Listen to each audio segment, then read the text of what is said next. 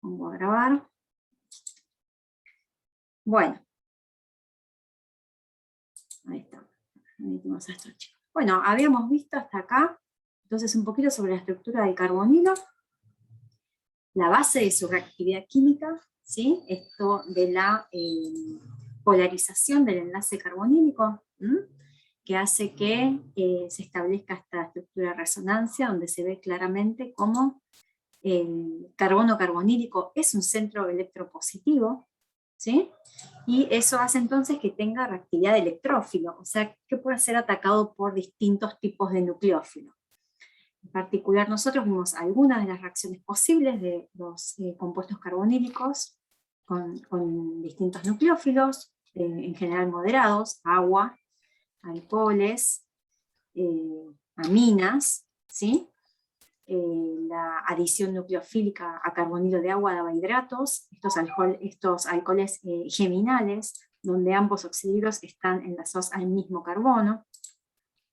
La reacción con alcoholes daba M-acetales y acetales en su versión completa, ¿sí? Y la reacción con aminas primarias daba iminas. Eran estos compuestos donde conocemos este nuevo grupo funcional en el cual el carbono tiene un doble enlace con el nitrógeno.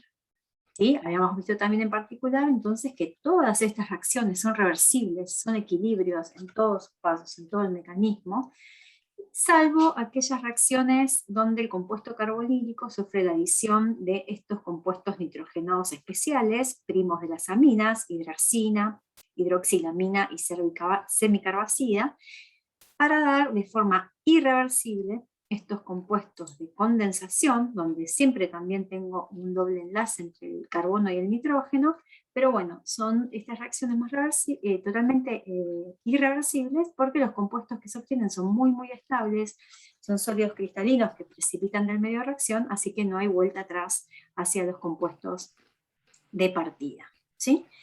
Entonces ahora en esta clase vamos a avanzar un poquito con un par de reacciones más de compuestos carbonílicos, las que tienen principalmente interés bioorgánico, y vamos a meternos un poquito entonces en lo que son las reacciones redox de este tipo de compuestos orgánicos en general. Ustedes en inorgánica aprendieron a pensar las redox en términos de lo que es ganancia o pérdida de electrones. Nosotros acá en esta materia, en el mundo de la química orgánica, vamos a expandir un poquito este concepto redox en el contexto bioorgánico, y vamos a tener en cuenta que desde el punto de vista de las moléculas orgánicas, los redox, ¿sí? La oxidación, la reducción, tiene que ver con la ganancia o pérdida de hidrógeno u oxígeno. Hay alguien que tiene el micrófono abierto y me está metiendo un ruido de fondo, fíjense si pueden chequear de silenciarse. Gracias. Entonces decíamos que desde el punto de vista de una molécula orgánica, cuando gana enlaces con algún heteroátomo, como puede ser oxígeno o nitrógeno, o cuando pierde enlaces hidrógeno, entonces decimos que esa molécula orgánica se está oxidando, ¿sí? Y cuando pasa al revés, o sea, cuando gana hidrógeno o pierde enlace con oxígeno o nitrógeno, como heteroátomos, decimos que se reduce, ¿sí? La idea es más o menos lo que está dibujado en este esquema de acá, ¿sí? Pasar de propano a alcohol, acetona y a éster, ¿sí? Estoy diciendo entonces que este carbono se va oxidando, va ganando enlaces con oxígeno y va perdiendo enlaces con hidrógeno. Y ahí el camino inverso es la reducción, ¿sí? La idea es más o menos la siguiente: si el carbono va ganando enlaces con heteroátomos, en este caso con oxígeno, estos heteroátomos, al ser más electronegativos, ¿sí? Es como si ese carbono perdiera densidad electrónica a su alrededor, ¿sí? O sea que se oxida, ¿está? Pensando en esa idea inorgánica de que pierde electrones. Va perdiendo densidad electrónica a su alrededor al ir enlazando con átomos más electronegativos. ¿Sí? Entonces, también se mantiene lo que ustedes ya saben de las redox, y es que las redox ocurren en tándem, ¿sí? O sea, si alguien se oxida, tiene que haber alguien que se reduce, y viceversa. ¿Está bien? Siempre una oxidación, si hay una especie que se está oxidando, hay una especie que se está reduciendo. ¿Ah? Entonces nos quedamos con esta idea de que en una molécula orgánica oxidarse es ganar oxígeno, ¿sí? O ganar enlaces con oxígeno, por ejemplo pasar del alcohol al carbonilo. Este carbono pasó de tener un enlace a tener dos enlaces con un oxígeno, eso se ve como una ganancia de oxígeno.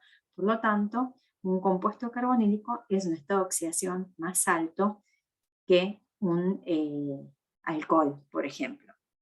¿Sí? O sea que ahora ya no pensamos, no miramos números de oxidación y esas cosas, sino ganancia o pérdida de hidrógeno y oxígeno. En el caso particular de los compuestos carbonílicos que estamos viendo ahora, aldehídos y cetonas, vamos a ver un poquito sobre la reducción. Acá entonces en este esquema está dibujada una cetona en presencia de un agente reductor, el carbonilo, se reduce al alcohol.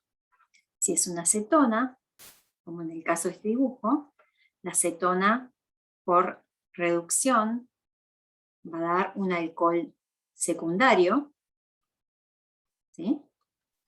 En cambio, un aldehído va a dar por reducción un alcohol ¿de qué tipo?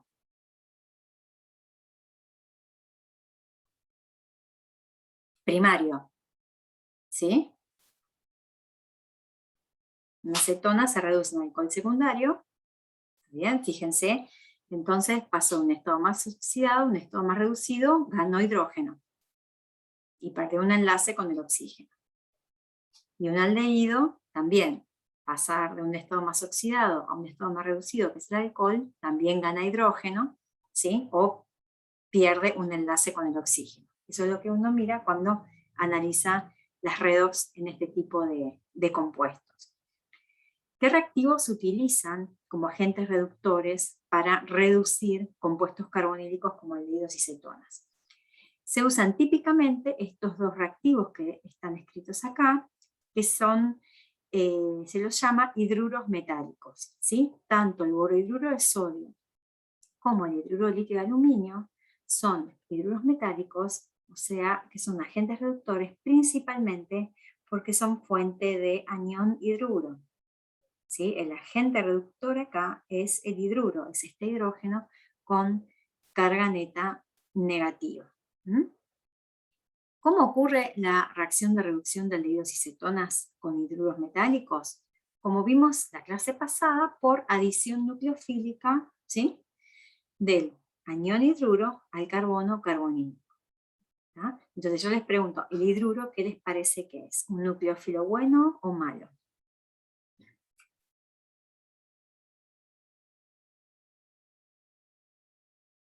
¿Qué dirían que es? El anión hidruro. Bueno. Es bueno, ¿sí? Es chiquito y tiene una carga neta formal, negativa, así que es súper reactivo. El anión hidruro es súper reactivo, muy inestable, enseguida quiere reaccionar con el electrófilo que le pongamos adelante. ¿Está bien? Entonces, el anión hidruro va a encontrarse con el carbonilo, que ni siquiera hace falta activarlo, es una reacción que no necesita catálisis de ningún tipo, porque tengo un muy buen nucleófilo, que es el anión hidruro. Se adiciona al centro electropositivo, al carbono carbonílico, ¿sí? Se genera un intermedio tetraédrico, otra vez pasamos de un carbono Sp2 a un carbono Sp3. Este intermediario es un alcóxido, ¿sí? Como tiene el O-, esto es un alcóxido, y una vez que se produce la adición, a la reacción hay que agregarle agua en medio básico para protonar el alcóxido justamente y obtener el producto final neutralizado, que es el alcohol propiamente dicho. ¿Sí? Entonces este es el mecanismo general de la reacción de adición de hidruro al carbono carbonílico para realizar justamente la reducción del aldehído o cetona al alcohol correspondiente. Y se puede llevar a cabo con cualquiera de estos dos reactivos como fuente de hidruro. Ahora, ¿es lo mismo usar borohidruro de sodio que hidruro de litio de aluminio? Bueno, en el papel sí, es lo mismo. Ambos reactivos son igual de efectivos para lograr la reducción de carbonilo, aldehído o de cetona. Ahora, cuando vamos a hacerlo al laboratorio, tenemos que tener en cuenta algunas consideraciones, ¿sí? La más importante es que el hidruro de litio de aluminio es un reactivo mucho más justamente reactivo. El enlace aluminio-hidrógeno es más polar que el enlace boro-hidrógeno, ¿sí? Entonces, este hidruro, en el hidruro litio-aluminio, este hidrógeno con carga negativa, está mucho más disponible y reacciona muy rápida y muy violentamente, especialmente si hay agua en el medio de reacción. Entonces, una consideración experimental muy importante si uno va a trabajar con hidruro litio-aluminio es que en la reacción no tiene que haber nada de agua ni ninguna otra fuente de protones, ¿sí? Porque lo primero que va a hacer el hidruro es reaccionar con el agua, ¿sí? De esta forma, para dar hidrógeno. Entonces, típicamente, si uno pone en contacto hidruro de litio-aluminio con un poquito de agua, va a haber enseguida desprendimiento de gases, ¿sí? Y bueno, si ocurre en mucha cantidad, puede ser explosivo, ¿sí? Porque es una reacción muy exotérmica y aparte uno genera hidrógeno en el medio. Entonces, las condiciones de reacción para trabajar con hidruro de litio-aluminio tienen que ser muy cuidadas respecto del agua presente. Por lo tanto, vamos a requerir trabajar con condiciones anhidras. ¿Qué quiere decir trabajar con condiciones anhidras? Trabajar con solventes etéreos, tipo éter etílico, ¿sí? Ahí, me fui para atrás. No sé si saben la fórmula del éter etílico, es este éter. El THF también, que es un éter cíclico, si son solventes etéreos, que uno los puede preparar bien secos sin ningún tipo de traza de agua. Entonces, bueno, esa es una condición experimental que hay que tener en cuenta si no quiere hacer una reducción con hidruro de litio de aluminio. En cambio, el boruro de sodio no reacciona tan rápidamente con el agua. Esos hidruros no están tan disponibles, ¿sí? En el borhidruro, y la reacción con el agua es muy lenta. Entonces uno puede trabajar un poco más tranquilo, sin necesidad de trabajar con condiciones anhidras. Incluso van a ver que las reacciones con borhidruro de sodio siempre utilizan como solvente metanol, que podría uno verlo como una fuente de protones, sin embargo es una reacción que no va a intervenir, sino que bueno, va a ser condiciones buenas para reducir los carbonilos de aldehídos y cetonas, ¿sí? El borhidruro entonces es visto como un débil donor de protones, mientras que el hidruro de aluminio es un donor bastante fuerte de protones, perdón, de hidruro, de aniones hidruro. Como esta reacción con borhidruro es más lenta, el borhidruro va a ser un buen agente reductor del grupo carbonilo, de aldehídos y cetonas, y de nada más. En cambio, el hidruro de litio de aluminio va a ser un buen reductor de grupo carbonilo, de aldehídos, de cetonas, pero también de otro tipo de carbonilos, como son los carbonilos de ésteres, de ácidos carboxílicos, de amidas, ¿sí? De nitrilos, que son otro tipo de compuestos con doble enlace de carbono-nitrógeno, triple enlace de carbono-nitrógeno. Entonces, el espectro de acción del hidruro de litio de aluminio es mucho más amplio para la reducción de carbonilo que el del borhidruro de sodio. Así que si yo solo quiero reducir carbonilo, aldehído, cetona, voy a ir directo a usar el borhidruro de sodio, ¿sí? Primero, para que no interfiera con otros carbonilos presentes en la molécula. Segundo, porque experimentalmente es más simple su utilización en el laboratorio. Vamos a ver un poquito en detalle entonces cómo es el mecanismo de adición de hidruro, de borhidruro de sodio. Dijimos que típico solvente en esta reacción es el metanol, ¿sí? El metanol es un buen solvente porque disuelve muy bien el borhidruro y también el compuesto carbonílico que yo quiero reducir, ¿sí? Entonces, bueno, el primer paso es la adición nucleofílica del hidruro al carbonilo, se genera el alcohóxido, ¿sí? Si el carbono carbonílico se reduce a alcohol, el borhidruro se oxida a borano. ¿Ah? Ese sería el subproducto de la reacción. Después que esta reacción ocurre, en general es a tiempos bastante cortos, no más de 1 hora de reacción, lleva a reducir un compuesto carbonílico con borhidruro de sodio. Uno corta la reacción agregándole un poquito, por ejemplo, de ácido clorhídrico, ¿sí? Acuoso. Tengo que poner un poquito de ácido entonces para protonar el alcóxido, ¿sí? Ahora sí, tengo que meter en gran cantidad una buena fuente de protones para protonar el alcóxido, ¿está bien? Y obtener el producto final, que es el alcohol neutro. Como mencionamos la clase pasada, en las otras reacciones, ¿alguien quiere hacer una pregunta? Sí, yo. Sí, no entendí por qué un hidrógeno no me acuerdo el nombre, borhidruro Borhidruro de sodio, sí. es buen electrofílico. O sea, es buen electrofílico porque cuando se pierde como que tenés una molécula neutra. Claro, el borhidruro de sodio lo que te hace es liberar hidruro, que es hidrógeno menos. Okay. ¿Sí? Sí, sí. Digamos que es muy inestable un hidrógeno menos, o sea, este hidrógeno ya no tiene neutrones en el núcleo, protones en el núcleo que estabilicen esta carga negativa, así que es súper reactiva esta especie. ¿Sí? Esta especie en cuanto a un centro electrofílico se le pega. ¿Está bien?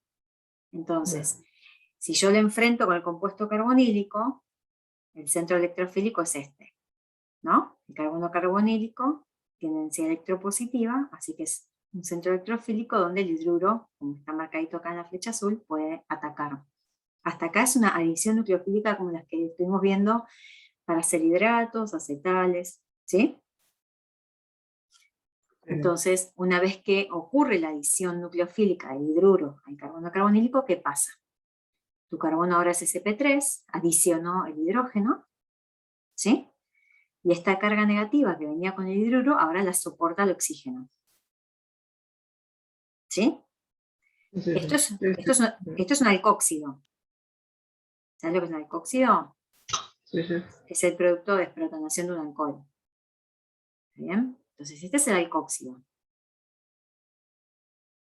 ¿Está bien? Pero bueno, yo a este alcóxido lo tengo que protonar para obtener el alcohol. Entonces ahora le tengo que tirar una fuente de protones, o sea, agua en medio ácido. ¿Sí? Le tengo que tirar iones hidronio. Entonces este alcóxido le saca un protón al ion hidronio, le da agua, ¿sí? Y él se protona llegando al alcohol. ¿Esa era tu duda? Sí, buenísimo, ¿Te gracias. aclaró? Sí, sí, ¿Sí? gracias. Bueno. Yo tengo una duda. Sí. Esto es como Sí, una perdón. primera etapa de la reacción, ¿sí? Esto es una primera etapa, la adición nucleofílica propiamente dicha, y esta es como una segunda etapa, ¿sí? De protonación del alcóxido.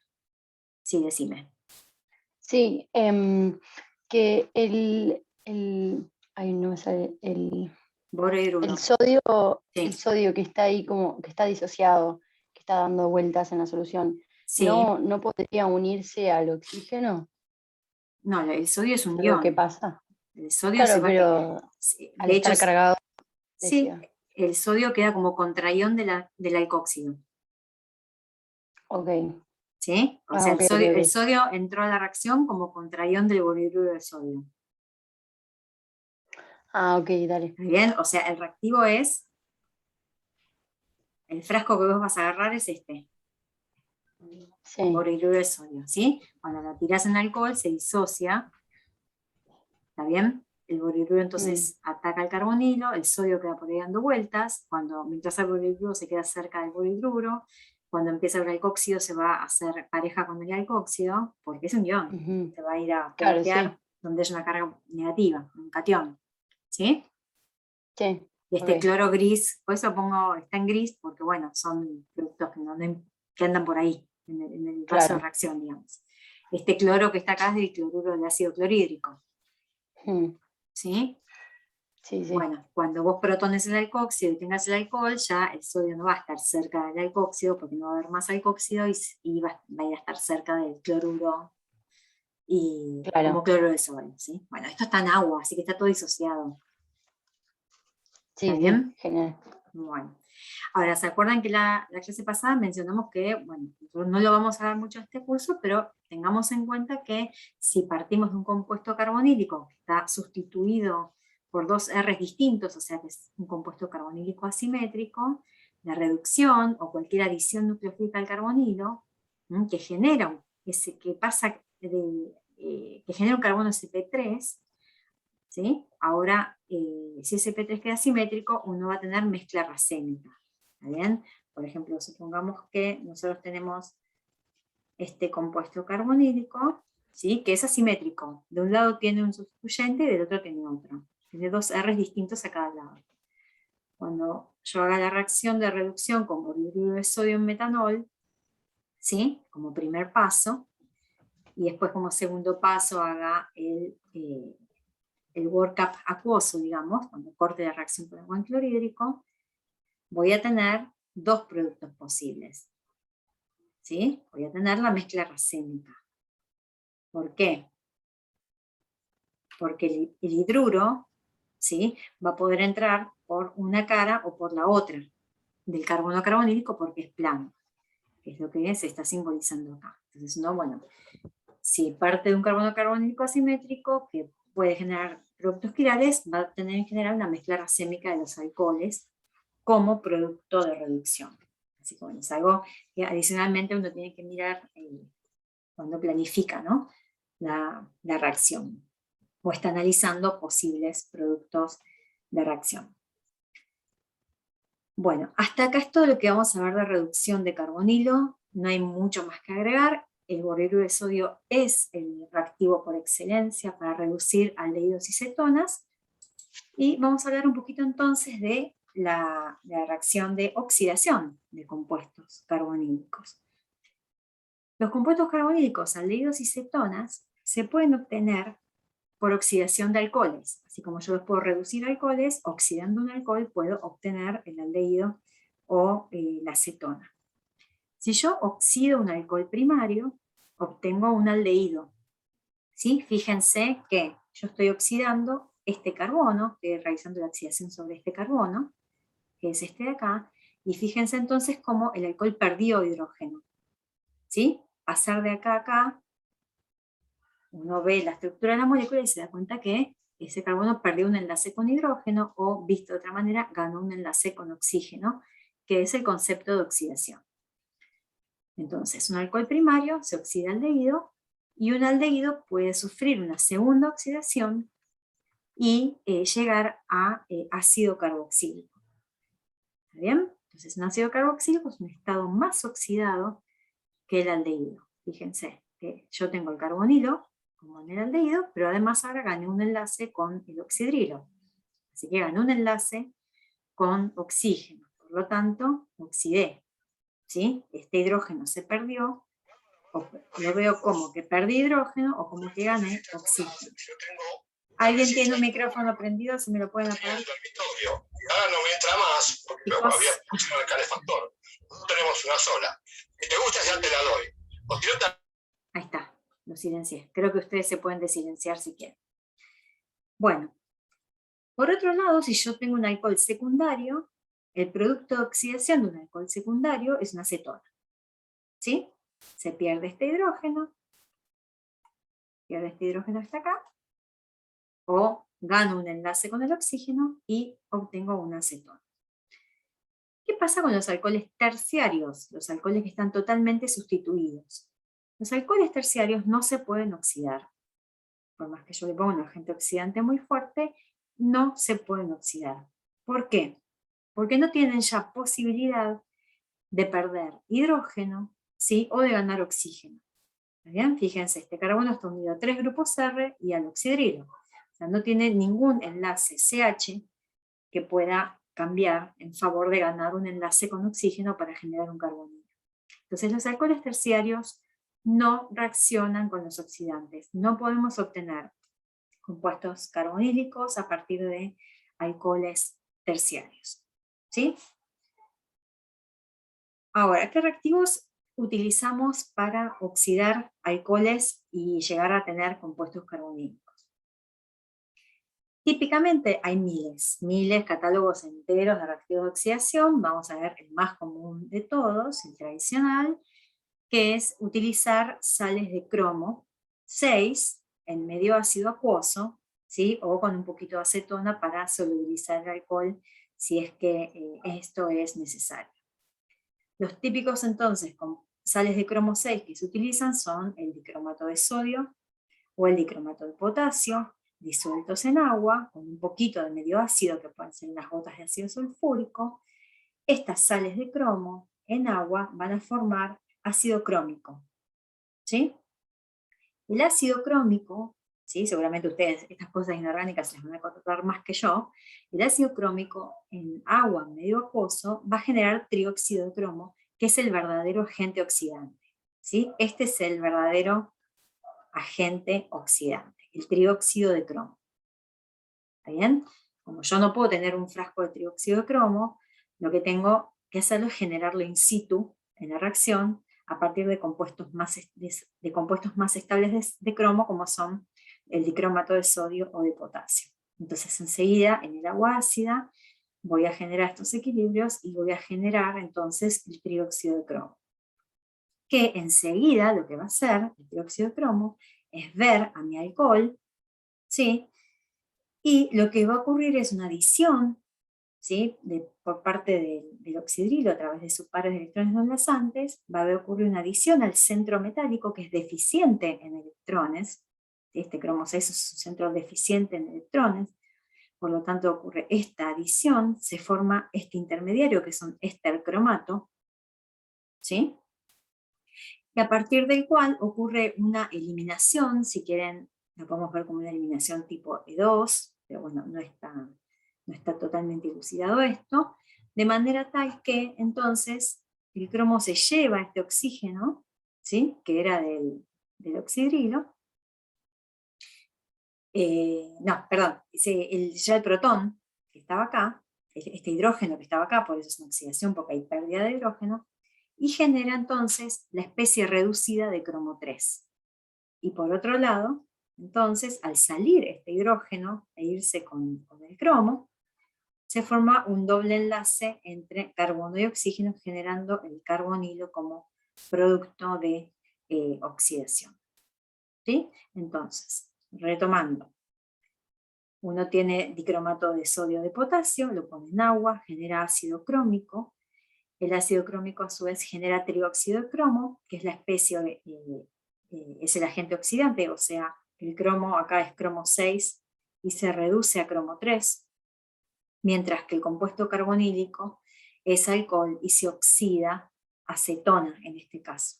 ¿Sí? En este caso, entonces, como partimos de un alcohol secundario, el producto de oxidación es cetona. ¿Sí?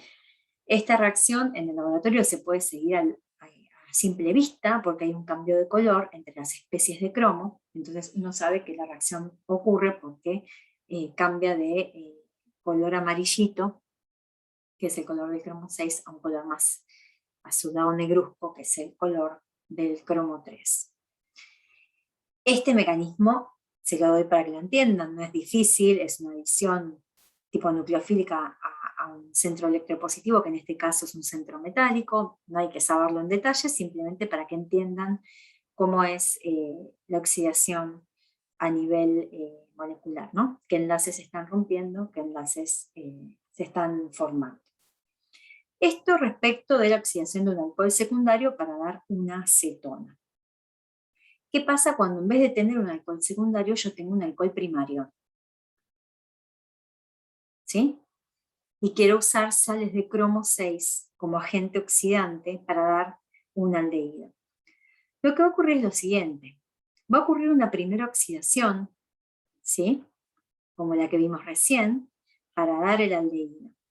Pero ¿qué pasa? No nos olvidemos que este reactivo son sales de cromo en agua ácida. O sea, yo tengo mucha agua en el medio de reacción. Entonces acá empieza a tener importancia la reacción de formación de hidratos. de los compuestos carbonílicos. ¿Se acuerdan que fue la primera reacción que vimos de reacciones de adición al carbonilo?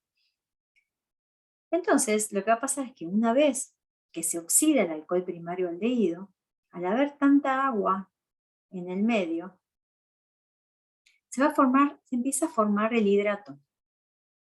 ¿Sí? Se empieza a formar el hidrato del aldehído. ¿Y ahora qué pasa? Sobre uno de estos, al generar yo este compuesto hidroxilado, el hidrato, sobre uno de estos oxidrilos del hidrato, se va a volver a coordinar el cromo 6, ¿sí? Que está en el medio, y va a volver a reoxidarse de una forma similar a la que vimos recién, para llegar entonces al ácido carboxílico. Yo esto no lo puedo controlar. Y yo uso sales de cromo como agente oxidante, es muy difícil con alcoholes primarios parar en el aldehído. No se puede, es incontrolable. La reacción va a ocurrir, va a seguir avanzando rápidamente hacia la oxidación del aldehído al ácido carboxílico. ¿Sí? Entonces, el producto global de la oxidación de un alcohol primario con sales de cromo 6 es el ácido carboxílico. ¿Está bien? No tengo forma de controlar la reacción para parar en el aldehído. Lo mismo ocurre con otros tipos de oxidantes de estructura similar al dicromato, como es permanganato de potasio, ¿sí? Es otro tipo de oxidante fuerte que ocurre a través de un mecanismo similar y también es considerado un oxidante fuerte como las sales de cromo 6. No puedo parar y un alcohol primario me va a dar como producto de oxidación el ácido carboxílico. Pero ¿qué pasa si yo quiero parar en el aldehído? ¿Sí? Quiero utilizar un alcohol primario como sustrato, quiero oxidarlo al aldehído y parar acá. ¿Sí? Lo que tengo que hacer en ese caso entonces es evitar el agua en el medio de reacción. Y para eso se desarrollaron otro tipo de oxidantes de cromo que se pueden utilizar en solvente orgánico, ¿sí? Y que no utilizan agua como disolvente, de manera que uno puede de esa manera evitar que se forme ese hidrato y que la oxidación avance hacia el ácido carboxílico. Estos reactivos, que son sales de cromo más suave, involucran sales de tipo orgánicas. ¿Sí? El más conocido es el PDC o el PCC, que se generan a partir de piridina. La piridina es un compuesto nitrogenado heterocíclico que es básico. Ustedes seguramente ya lo vieron cuando estudiaron acidez y basicidad con Javier, ¿sí? La basicidad de los compuestos nitrogenados, seguramente ya vieron la piridina. La piridina es un compuesto básico entonces que puede protonarse. Entonces, si uno combina estos reactivos, piridina, ácido clorhídrico, el trióxido de cromo, lo que hace es generar esta sal mixta, digamos, porque es una sal orgánica e inorgánica, digamos, el anión es inorgánico, pero el contraión es orgánico, ya que es esta piridina protonada, de manera tal que estas sales mixtas, uno puede disolverlas en un solvente orgánico, como un solvente orgánico como clorometileno, se disuelven muy bien, y de esa forma podemos llevar a cabo la reacción de oxidación de alcoholes en un medio sin agua, de manera tal que es una condición más suave, más controlada, y me permite entonces oxidar alcoholes primarios y obtener aldehídos. Obviamente también me sirve para obtener cetonas a partir de alcoholes secundarios, ¿sí? Pero bueno, es especialmente útil para cuando uno quiere trabajar con oxidación de alcoholes primarios para dar aldehídos y poder parar en el aldehído y no seguir hasta el ácido carboxílico. Entonces, experimentalmente es muy importante este tipo de reacciones trabajar en condiciones anideras. Yo acá quiero evitar el agua para que no se forme el hidrato. ¿Sí? Porque en cuanto se empieza a formar hidrato, soné. Va a ir muy rápidamente en presencia del cromo 6, no importa que sea orgánico o inorgánico, va a ir muy rápidamente hacia el ácido carboxílico. Entonces, este es un tipo de oxidante suave. ¿Sí? Bueno, ¿cómo ocurren estas reacciones redox de compuestos carbonílicos en sistemas biológicos? Estas reacciones redox son muy importantes y aparecen muchísimo en todo lo que son las rutas metabólicas. ¿Sí?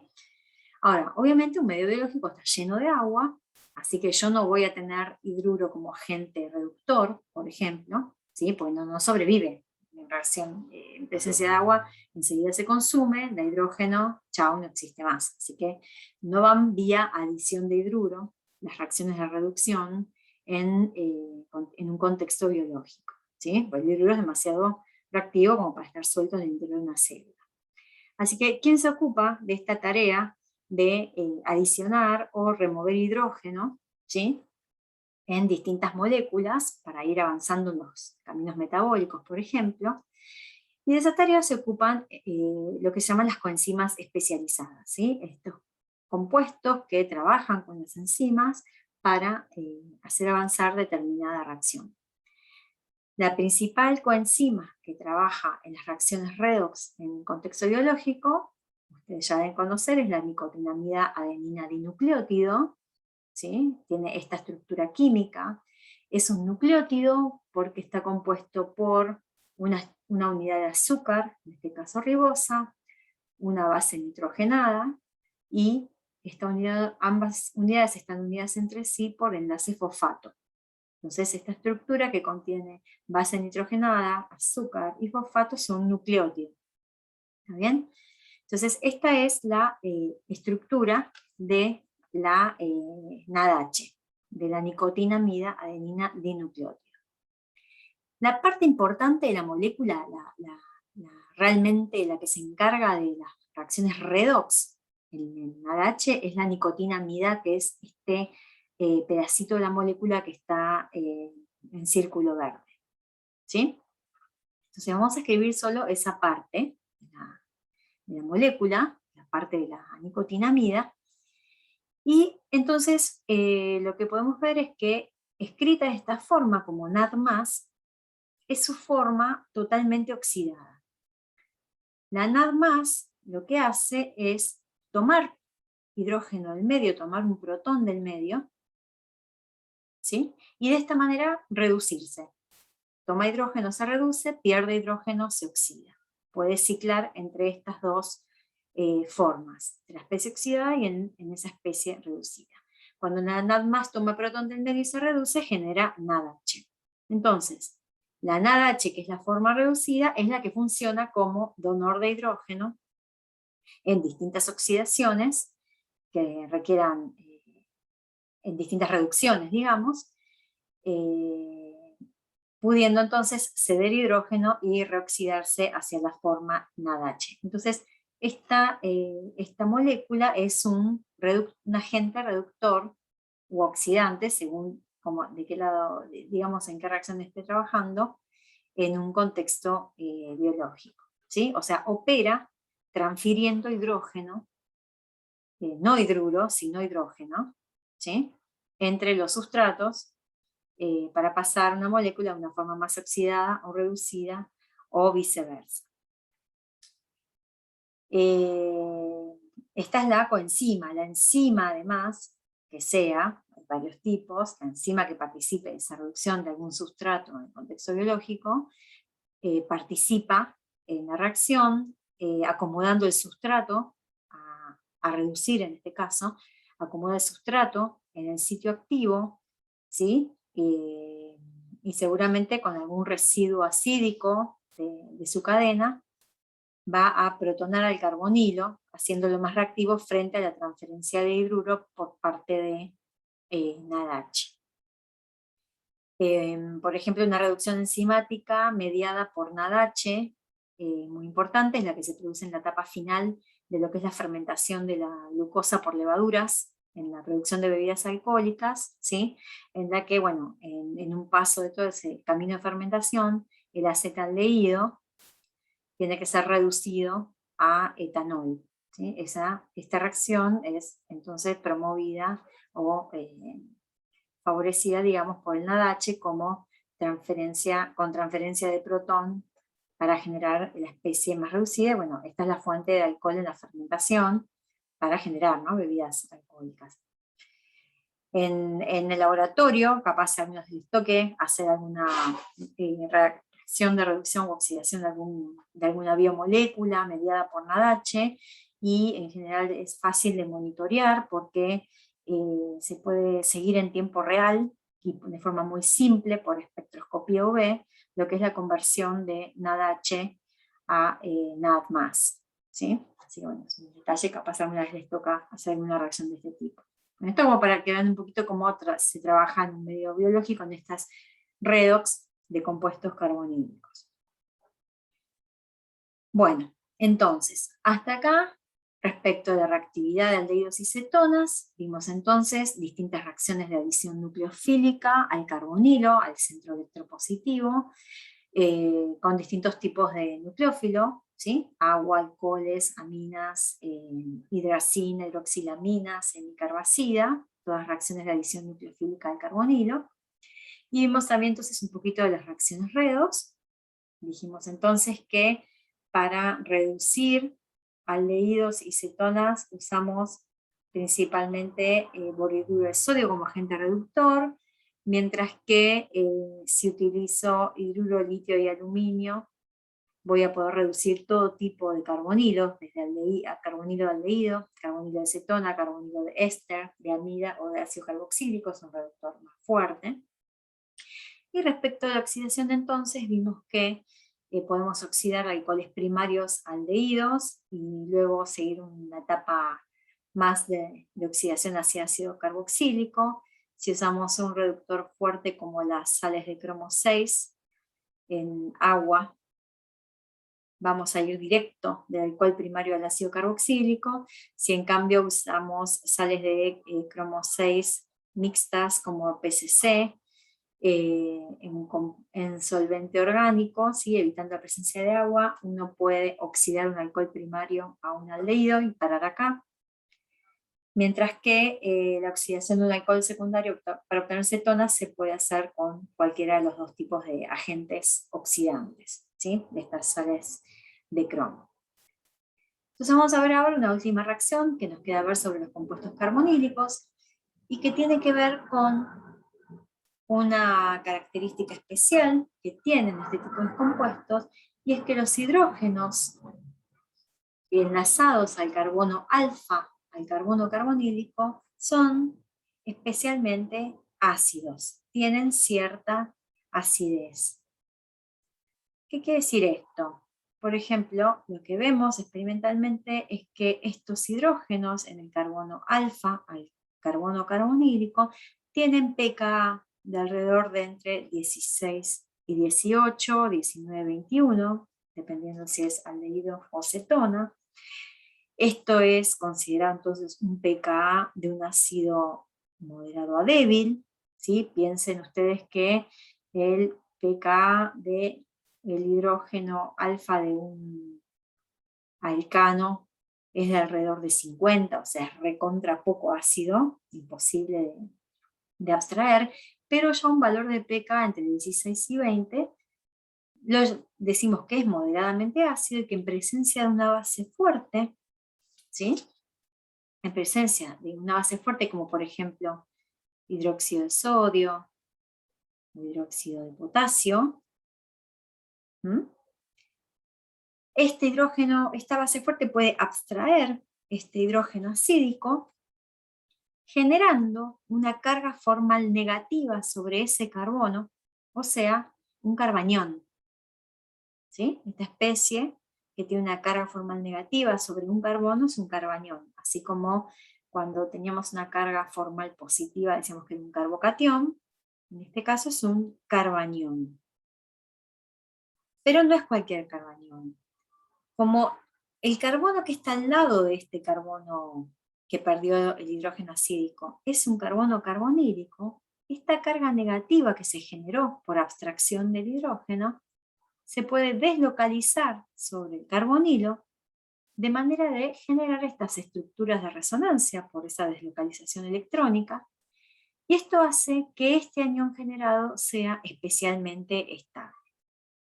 Entonces, al tener el compuesto carbonílico, una base fuerte abstrae un hidrógeno alfa y genera un anión que está estabilizado por todas estas estructuras de resonancia y que se llama ion enolato. ¿Sí? Y es especialmente estable, no digo que sea aislable, digo que es especialmente estable, uno lo puede generar, ¿sí? Y es especialmente estable por esto, porque puedes localizar la carga con el carbonilo que está al lado, ¿sí? Y eso estabiliza entonces su existencia, de manera tal que si yo le ofrezco un electrófilo a este ion enolato, se puede producir una reacción. ¿Entiende esto?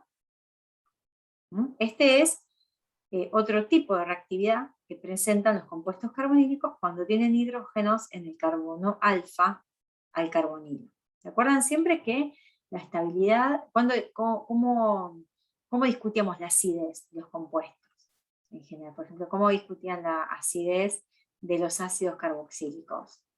Decían, bueno, si el anión que se genera es estable, el compuesto va a ser más o menos ácido de acuerdo a la estabilidad del anión que se genere.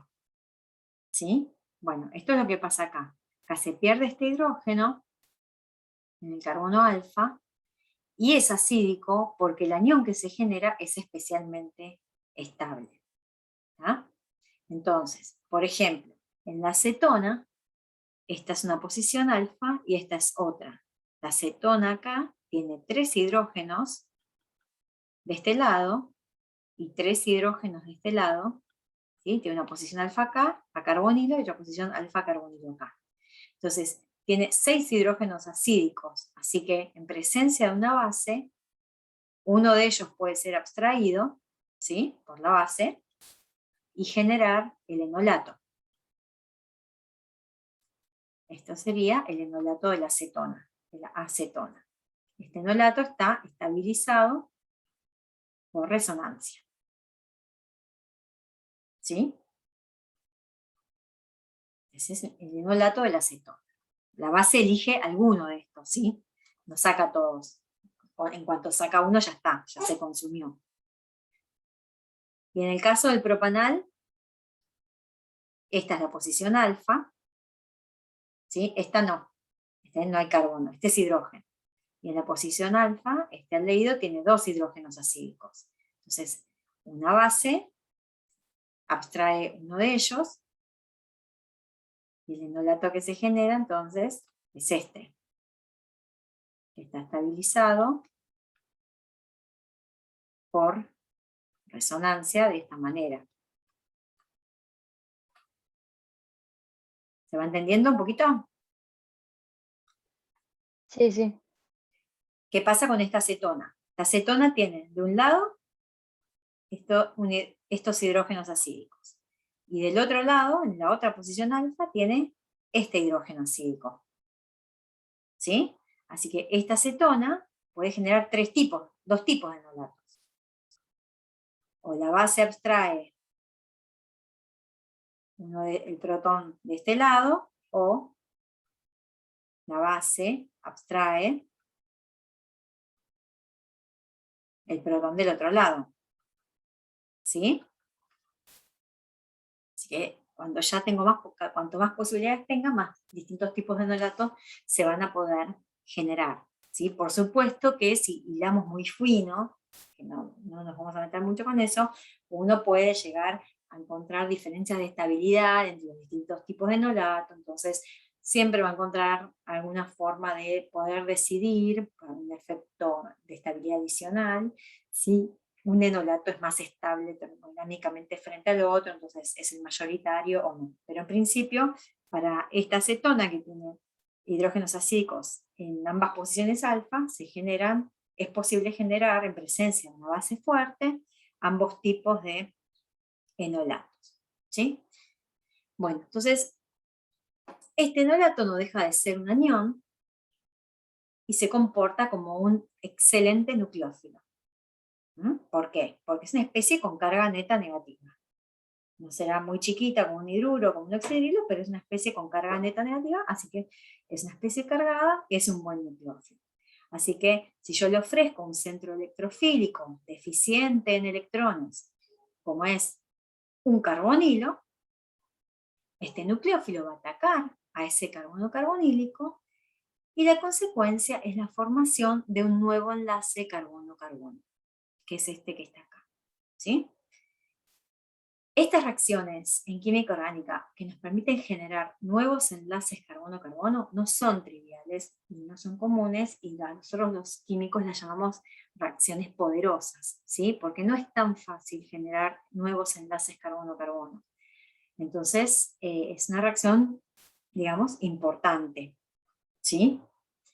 Está cualquier reacción que me genere, entonces, bueno, y ni hablar en la naturaleza, ¿no? Ir generando nuevos enlaces carbono-carbono nos permite construir moléculas, ¿tá? Una cosa que capaz no dije antes es que la reacción de formación de enolatos, ¿sí? Capaz acá me falta una flechita, siempre es un equilibrio. Cuando ¿por qué no deja de ser un ácido débil con una base fuerte? ¿Está bien? Entonces siempre es un equilibrio más o menos desplazado hacia el enolato o hacia el compuesto carbonílico y la base. Ahora, sí.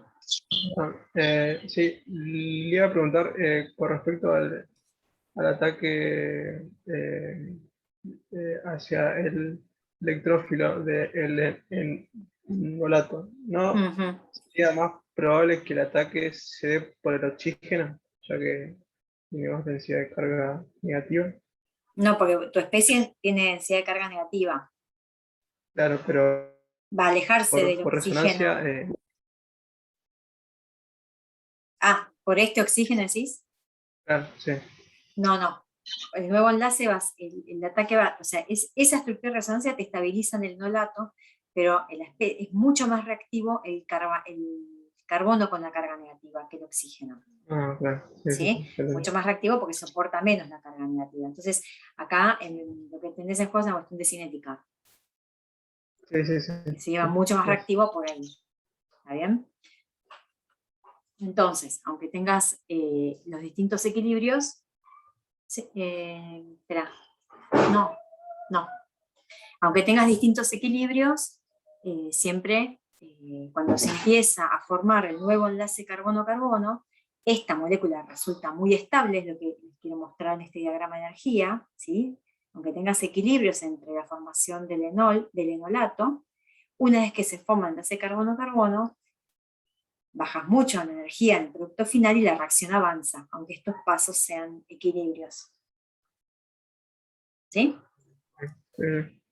Bueno, entonces, esta reacción, de esta formación de enolatos, ¿sí? Los enolatos que aparecen muchísimo en reacciones que son importantes biológicamente, justamente por esto que les decía recién, porque es un intermediario muy importante para reacciones de formación de nuevos enlaces carbono-carbono. Entonces van a aparecer mucho en todas las reacciones que forman parte de rutas biosintéticas, ¿sí? Que son las rutas que utilizan los organismos para construir moléculas. Esas reacciones van a aparecer mucho ahí.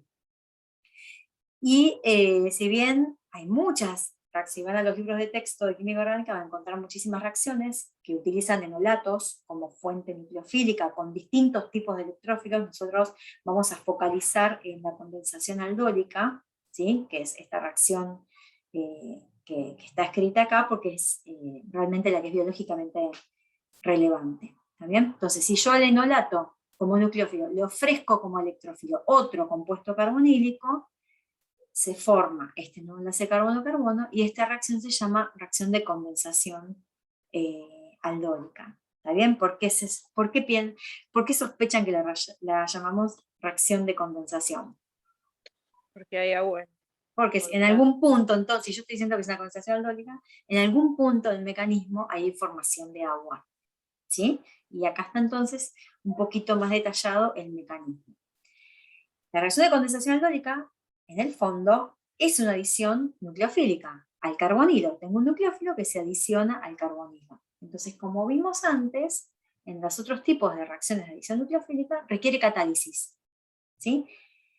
Y si van a los libros van a ver que la reacción de condensación aldólica puede realizarse tanto con catálisis ácido-básica. Nosotros nos vamos a limitar a ver la catálisis básica, que es la más común y la más intuitiva, ¿sí? Fíjense entonces cómo, a diferencia de lo que veníamos viendo, esta reacción requiere catálisis básica, principalmente porque el primer paso de la reacción, la etapa limitante de la velocidad de esta reacción, es la generación del enolato.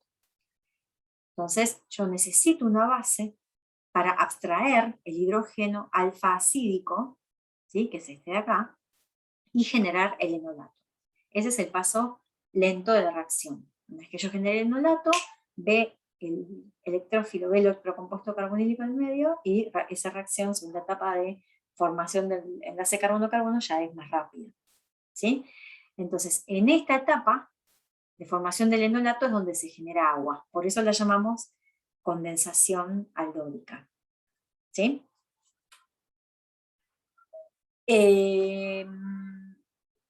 Las condiciones típicas de la condensación aldólica es utilizar hidróxido de sodio como base fuerte y etanol como solvente. ¿Por qué tengo que usar etanol? Porque necesito un solvente que me disuelva tanto perdón, mi sustrato carbonílico como mi base inorgánica, ¿sí? Así que etanol es un buen solvente que disuelve tanto el inorgánico como el orgánico. Obviamente el etanol trae un poquito de agua. Realmente uno lo que usa no es etanol absoluto, sino que puede utilizar etanol medicinal que trae un poquito de agua. En esta reacción, el avance hacia la formación del nuevo compuesto con el nuevo enlace carbono-carbono está tan favorecida termodinámicamente que no me importa que en este caso el etanol tenga un poquito de agua, aunque sea una condensación. ¿Se acuerda que cuando discutimos la formación de acetales, por ejemplo, decíamos no tiene que haber agua en el medio, o yo tengo que ir sacando el agua que se produce para ir haciendo avanzar los equilibrios hacia la formación del acetal, ¿sí? Que el agua no me revierta todo hacia el compuesto carbonílico del alcohol. Bueno, en este caso, digamos, la estabilidad del producto final es tan grande que no tengo necesidad yo en esta condensación de ir sacando agua del medio de reacción, ¿sí? Aparte, en general también lo que ocurre es que como yo genero una molécula más grande, muchas veces estas moléculas, estos productos de condensación alcohólica precipitan, no es una regla, pero pasa la mayoría de las veces, precipitan del medio de reacción, entonces eso también fuerza todos los equilibrios hacia lo que es la formación del producto. Entonces, dijimos, sí. Sí, sí, no, me llama la atención que en el producto final, ¿no? En el aldol, también hay un oxidrilo como producto. Claro, vamos a verlo en Y detalle. moléculas diferentes. Vamos a verlo en detalle acá. Una vez que yo formé el enolato, ¿sí? En esta reacción yo tengo acetaldehído, en hidróxido de sodio y etanol. Algunas moléculas de acetaldehído van a formar el enolato, ¿sí? O sea, se va a establecer este equilibrio de formación de enolato. Yo voy a tener en el equilibrio enolato y moléculas de acetaldehído. Una vez que empecé a formar el enolato, esas moléculas de acetaldehído que no están formando el enolato sirven como electrófilo, ¿sí? Este es el nucleófilo y este es el electrófilo. Entonces, estamos diciendo acá que el acetaldehído condensa consigo mismo. Es una autocondensación. Este paso es un paso de adición nucleofílica como todos los que vimos, como la adición de alcohol, ¿sí? La de hidrato, la de hidruro. Se forma entonces este carbono carbonílico, ahora es un carbono CP3, genera el intermediario tetraédrico, ¿sí? En este caso que es un alcóxido, y luego en presencia de una fuente de protones de la reacción, que puede ser que yo le agrego un poco de agua para cortar la reacción, este alcóxido se protona, como vimos hace un rato para hidruro, y me genera el oxidrilo. ¿Está bien? Entonces, Entiendo esa parte. Sí, o sea, entiendo que en el paso 3 como que es un paso de protonación. Claro, como que se se recupera, ¿no? El catalizador, o sea, el Claro. oxidrilo. Pero Bien. lo que no entiendo tanto es que nos enseñaron que el oxidrilo es un mal grupo saliente. Entonces, como que Pero esa acá no hay parte... grupo saliente. Acá hay Ah, ok, abstracción, no hay grupo saliente, hay disociación, ok, ok, que no es lo mismo, ¿sí? ok, ¿Está bien? No, sí, no hay sí, grupo saliente acá. Acá lo que está haciendo es el alcoxio le arranca un protón al agua y genera oxidrilo. ok, sí, sí. No lo veas como una eliminación. Nadie elimina acá. Sí, Esto es sí. una abstracción de protón por parte de una base muy fuerte como es un alcóxido, generando el oxidrilo. Entonces, muy bien tu observación de que tenía el catalizador acá y lo recuperó acá. ¿Está bien? Siempre tengo que ver eso. Si yo estoy diciendo que es una catálisis básica, si lo pongo al principio tiene que reaparecer al final. Sí, ¿Sí? sí, sí, ¿Se entiende? Bueno, entonces, cuando ocurrió esta adición nucleofílica del enolato al carbono carbonílico, se me formó este nuevo enlace carbono-carbono. Este es el nuevo enlace carbono-carbono. Y luego en la protonación, el producto final de la condensación aldólica es un aldol. ¿Sí? Un aldol entonces es un compuesto que tiene un grupo carbonilo y en posición beta al carbonilo un oxidrilo. Es como si dijéramos que contiene un aldehído y un alcohol en la misma molécula.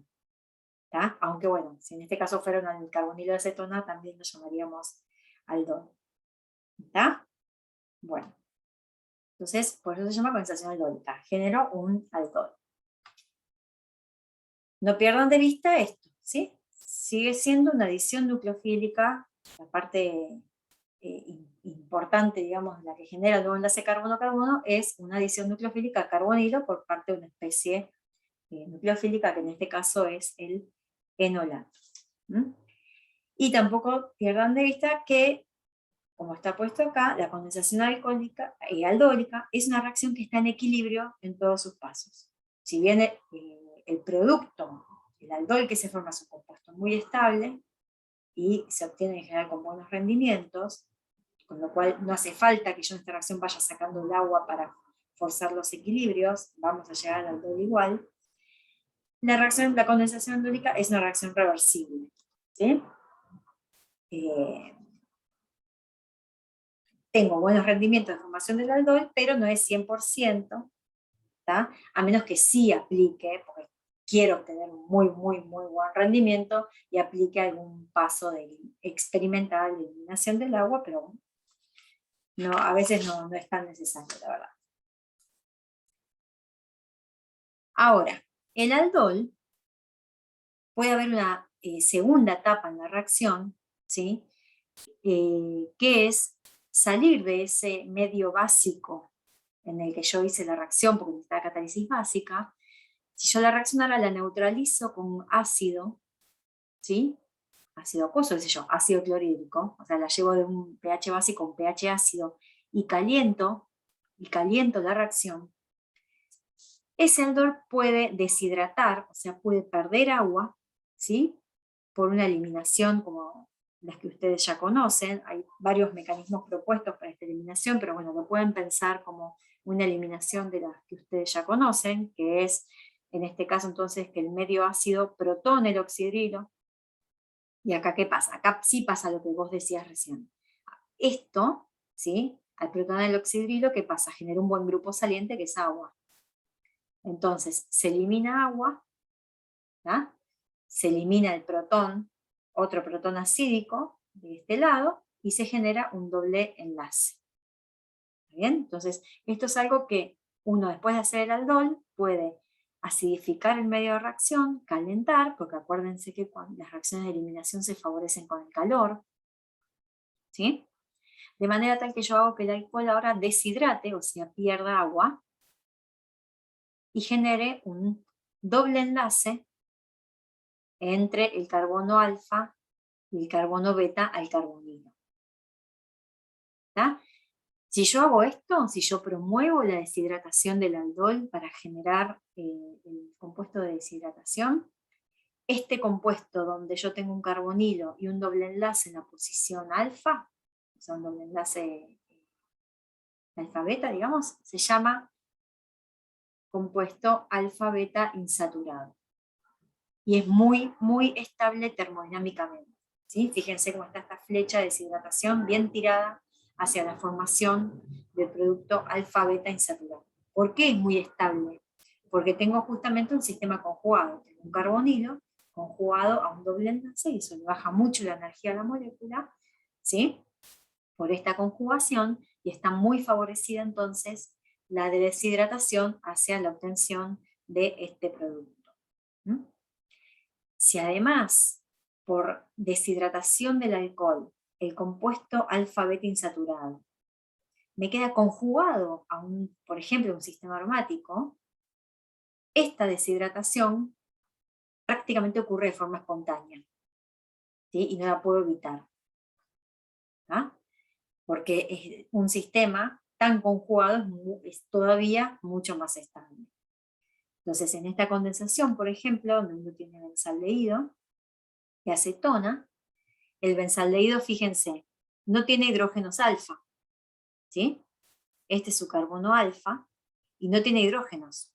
Por lo tanto, el benzaldehído es un compuesto que no es enolizable. Yo no puedo hacer enolatos a partir de benzaldehído, porque no tiene hidrógenos alfa, acídicos. No hay, por más que le tire una base, la base no tiene hidrógenos para abstraer, ¿sí?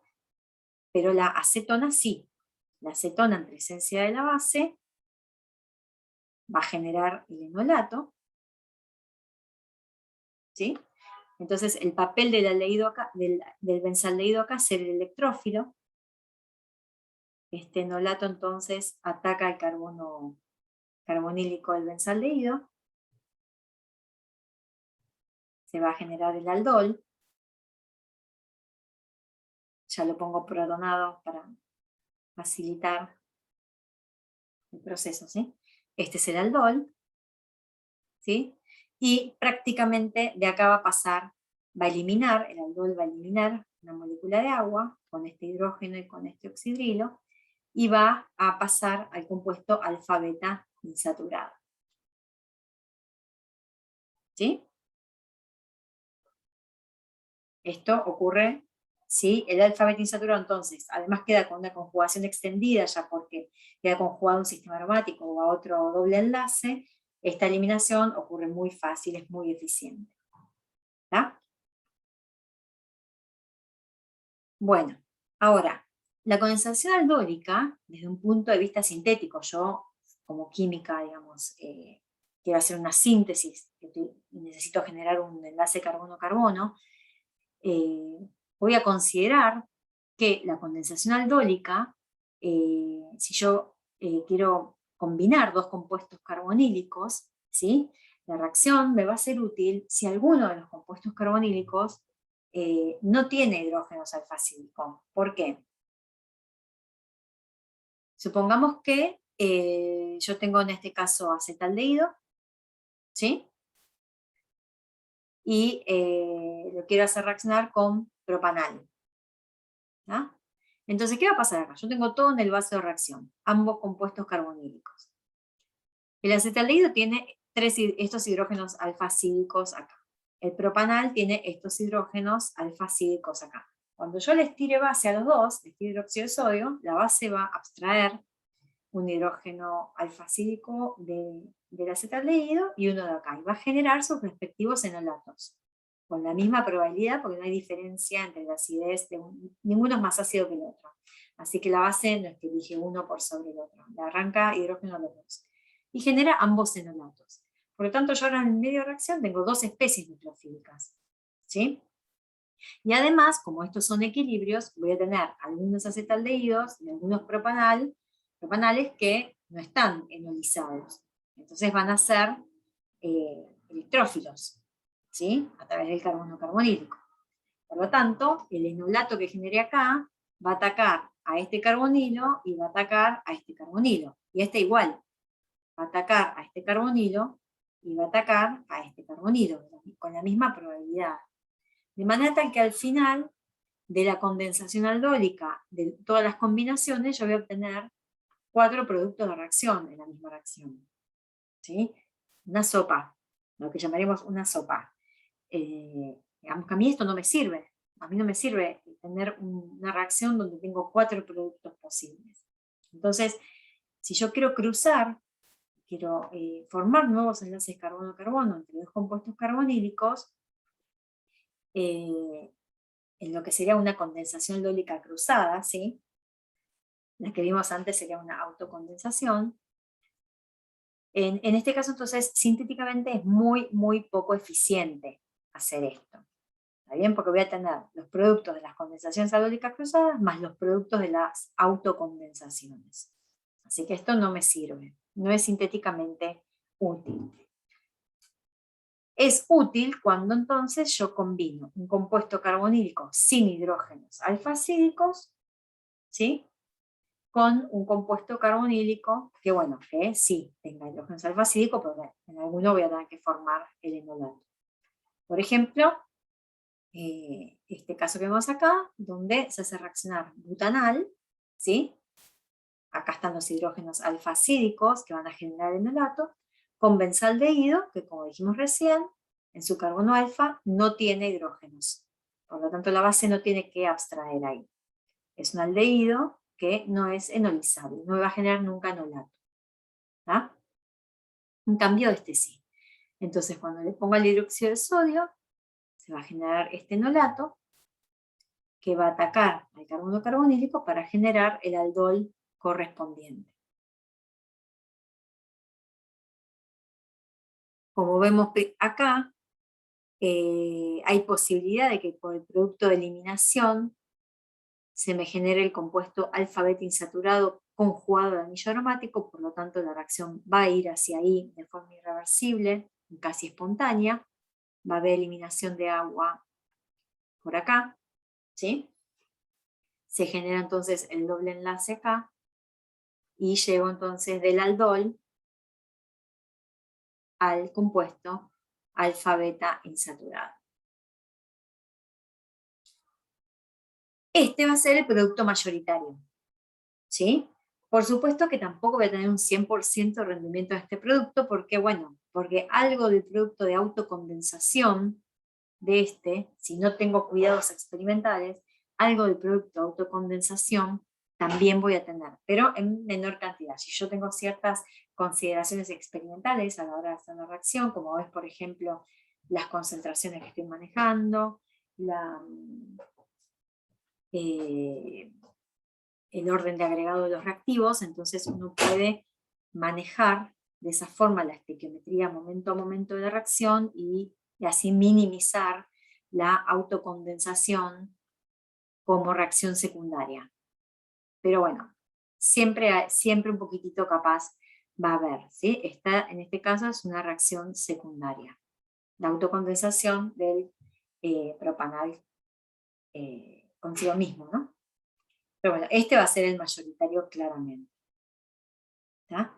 Entonces, bueno, acá les pongo otro ejemplo de lo que sería un problema, tener una condensación entre estos dos compuestos carbonílicos, donde el acetaldehído tiene hidrógenos alfacídicos, y esta acetona tiene hidrógenos alfacídicos acá, hidrógenos alfacídicos acá, y entonces se pueden formar 3 tipos de enolato, ¿tá?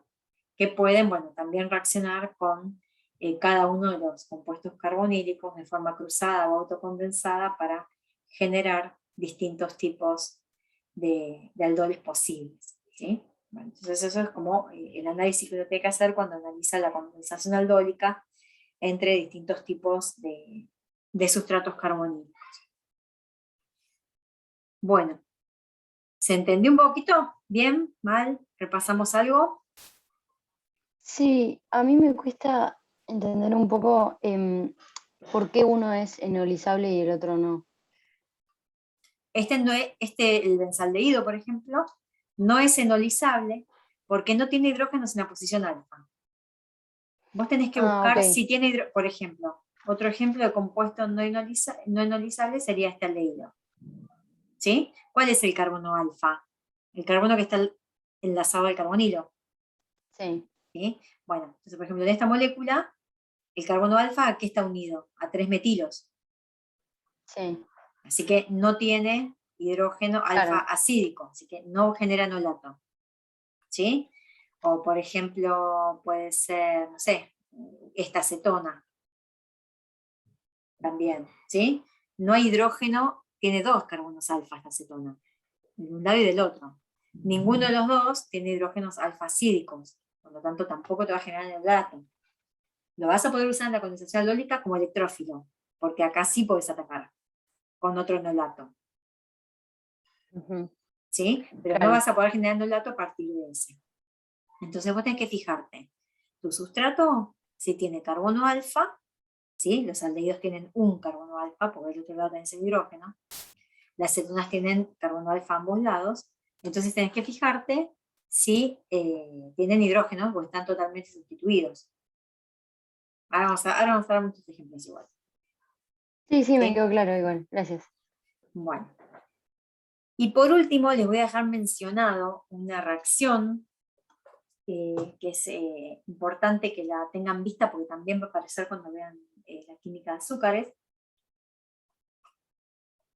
que tiene que ver también con esto de que los compuestos carbonílicos tengan estos hidrógenos con cierta acidez, en la posición alfa, y que es la siguiente, ¿sí? Y que también va a estar presente cuando quieran hacer, quieran hacer condensaciones aldólicas, ¿sí? O cuando trabajen en condiciones de catálisis ácido-básica. Es una reacción que está presente siempre, pero bueno, compite, pero no hace mucha fuerza. Pero bueno, son equilibrios que pueden establecer los compuestos carbonílicos. Lo que ocurre es lo siguiente, cuando uno tiene, por ejemplo, la base, como vimos recién, para generar un enolato, este enolato, esto que dijimos que era un equilibrio, ¿sí? Puede, entonces, al ser un equilibrio, o bien volver hacia el compuesto carbonílico, ¿sí? O reaccionar con un electrófilo, o tomar un protón del agua, si es que hay agua presente, en buena cantidad, y formar un enol, que es este compuesto que está acá. ¿Sí? El enolato puede hacer eso. Si yo no le ofrezco un electrófilo, o el electrófilo que le quiero ofrecer está en muy poca concentración, por ejemplo, respecto del agua presente, el enolato va a preferir protonarse por el alcohóxido y formar un enol. Este compuesto que ahora está neutralizado. Un enol es un alcohol vinílico. Es un alcohol vinílico porque el oxidrilo está unido a un carbono Sp2. ¿Sí? Y este enol es un isómero constitucional del compuesto carbonílico del que procede. ¿Sí? En la forma ceto o la forma enol son dos compuestos distintos, tienen propiedades físicas distintas, refractividad distinta, pero se pueden interconvertir entre sí a través de estos pasos de equilibrio, ¿sí? Y son isómeros constitucionales y tienen el nombre especial de tautómeros. Se dicen que son tautómeros. Cualquier compuesto carbonílico que tenga hidrógenos alfacídicos en condiciones adecuadas, que son estas de acá, ¿sí? Medio básico acuoso, puede generar su tautómero, o sea, la forma enol correspondiente. ¿Sí? Ojo, no son formas de resonancia, ¿sí? Como las que establece el enol para estabilizarse. Son isómeros, no son formas de resonancia, son isómeros interconvertibles. ¿Sí? Hay un reordenamiento de átomos adentro de la molécula para pasar de un isómero al otro. Entonces, este equilibrio entre la forma ceto y la forma enólica depende de muchos factores, ¿sí? Que tienen que ver con la estabilidad de un tautómero sobre el otro.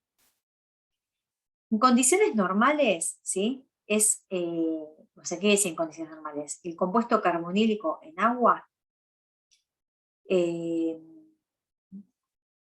el tautómero ceto, la forma ceto es la que predomina. ¿Sí? Si yo pongo cualquier cetona o aldehído en agua, en la teoría vamos a saber que existe su equilibrio con el enol, con su tautómero enol, pero en general está casi todo en la forma ceto. ¿Sí?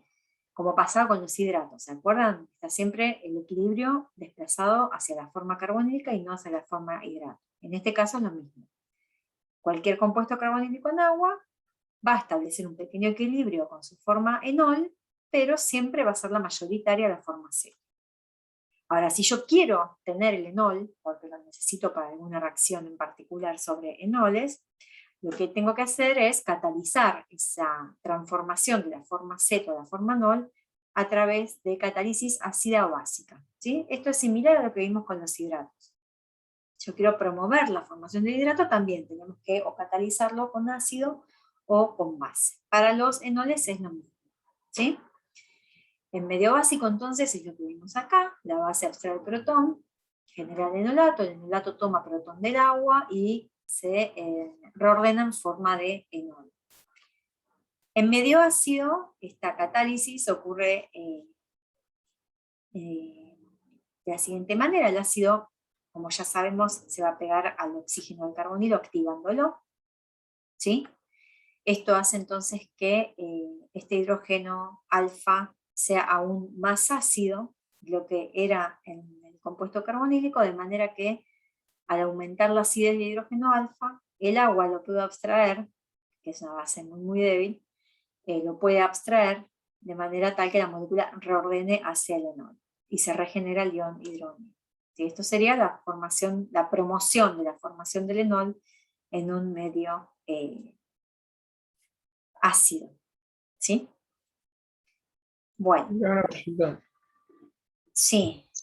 Sí, porque no termino de entender por qué, por ejemplo, en estos ejemplos, la forma ceto es más estable que la forma enol. La forma ceto es más estable que la forma enol, porque la energía de enlace entre del doble enlace entre el carbono y el oxígeno es fuerte. Okay. Y eso hace que la molécula sea más estable. ¿Sí? Okay. Nos referimos a eso, a dónde están más estabilizadas las nubes electrónicas. Sí, sí. Bueno. Entonces, de ahí viene también un poco esto de decir que los hidrógenos alfa a carbonilo son hidrógenos enolizables. ¿Sí? Por ejemplo, en esta metilcetona, es metilciclohexanona, que les pongo acá, tiene, en este caso, 3 hidrógenos enolizables. ¿Sí? 3 hidrógenos alfa acídicos. Esta es una posición alfa. Esta es otra posición alfa. ¿tá? Entonces, tanto por catálisis ácida o básica, uno puede generar el enol correspondiente. ¿Sí? Y lo que tenemos que tener en cuenta acá entonces es que si yo le permito a esta molécula hacer esto, permito por catálisis ácida o básica favorecer la formación del enol, como es un equilibrio, el enol puede revertir a su forma ceto, ¿sí? Pero ahora en ese reordenamiento, como este era un carbono sp2 y en la forma ceto es un sp3, en ese reordenamiento entonces el hidrógeno que se va a reordenar puede reordenar por arriba o por abajo el sp2 de manera tal que yo ahora la forma ceto la recupero en forma de mezcla racémica. ¿Sí? Entonces a veces uno tiene que tener en cuenta qué tipo de hidrógenos enolizables tiene la molécula, porque capaz lo pongo a nadar en catálisis ácida básica y termino teniendo una mezcla racémica del compuesto original. ¿Sí? En el caso de que este tuviera un centro asimétrico, que el carbono alfa fuera un centro asimétrico. ¿Sí? Así que son cosas y consideraciones que uno tiene que tener en cuenta cuando va a hacer la reacción en el laboratorio. ¿Qué tipo de compuesto carbónico tiene? ¿Qué tipo de hidrógenos enolizables tiene? Y si me va a meter ruido en la reacción respecto de las posibles equilibrios de tautomerización que genera ese compuesto carbonílico y la reacción a posteriori que yo quiera hacer. Eso puede complicar mi ruta sintética, por ejemplo. Este problema de racemización de compuestos carbonílicos vía tautomerizaciones, ¿sí? Vía pasaje por la forma enol, en medios biológicos no va a ocurrir, porque hay mucha variedad de enzimas que hacen este tipo de reacciones y que funcionan de forma específica, ¿sí? Las enzimas son mucho más eficientes que lo que somos nosotros en el laboratorio y pueden, con mucho menos trabajo, entonces trabajar de forma estereoespecífica y apuntar directamente al producto asimétrico que quieren, ¿sí?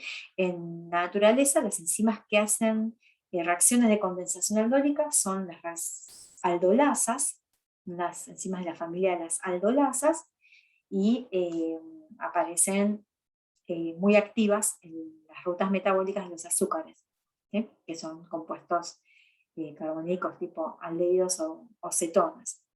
Y entonces, en el sitio activo de la enzima ocurre la abstracción de hidrógeno por algún residuo básico aminoacídico que esté presente en el sitio activo, y la otra función de la enzima en el sitio activo también es fijar el sustrato, ¿sí?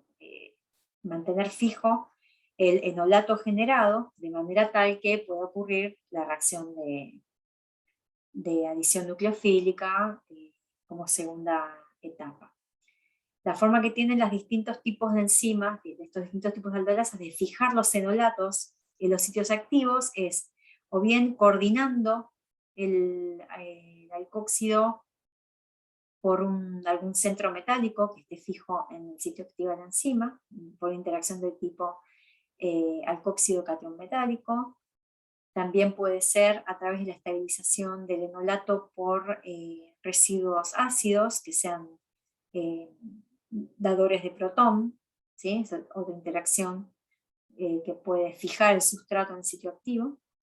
Y también a través de la interacción con dos donores de protón, donores de hidrógeno, como son, por ejemplo, los grupos amida de los enlaces peptídicos, ¿sí? Son formas que tiene la enzima entonces de mantener quietito al enolato para que ocurra la reacción en el sitio activo.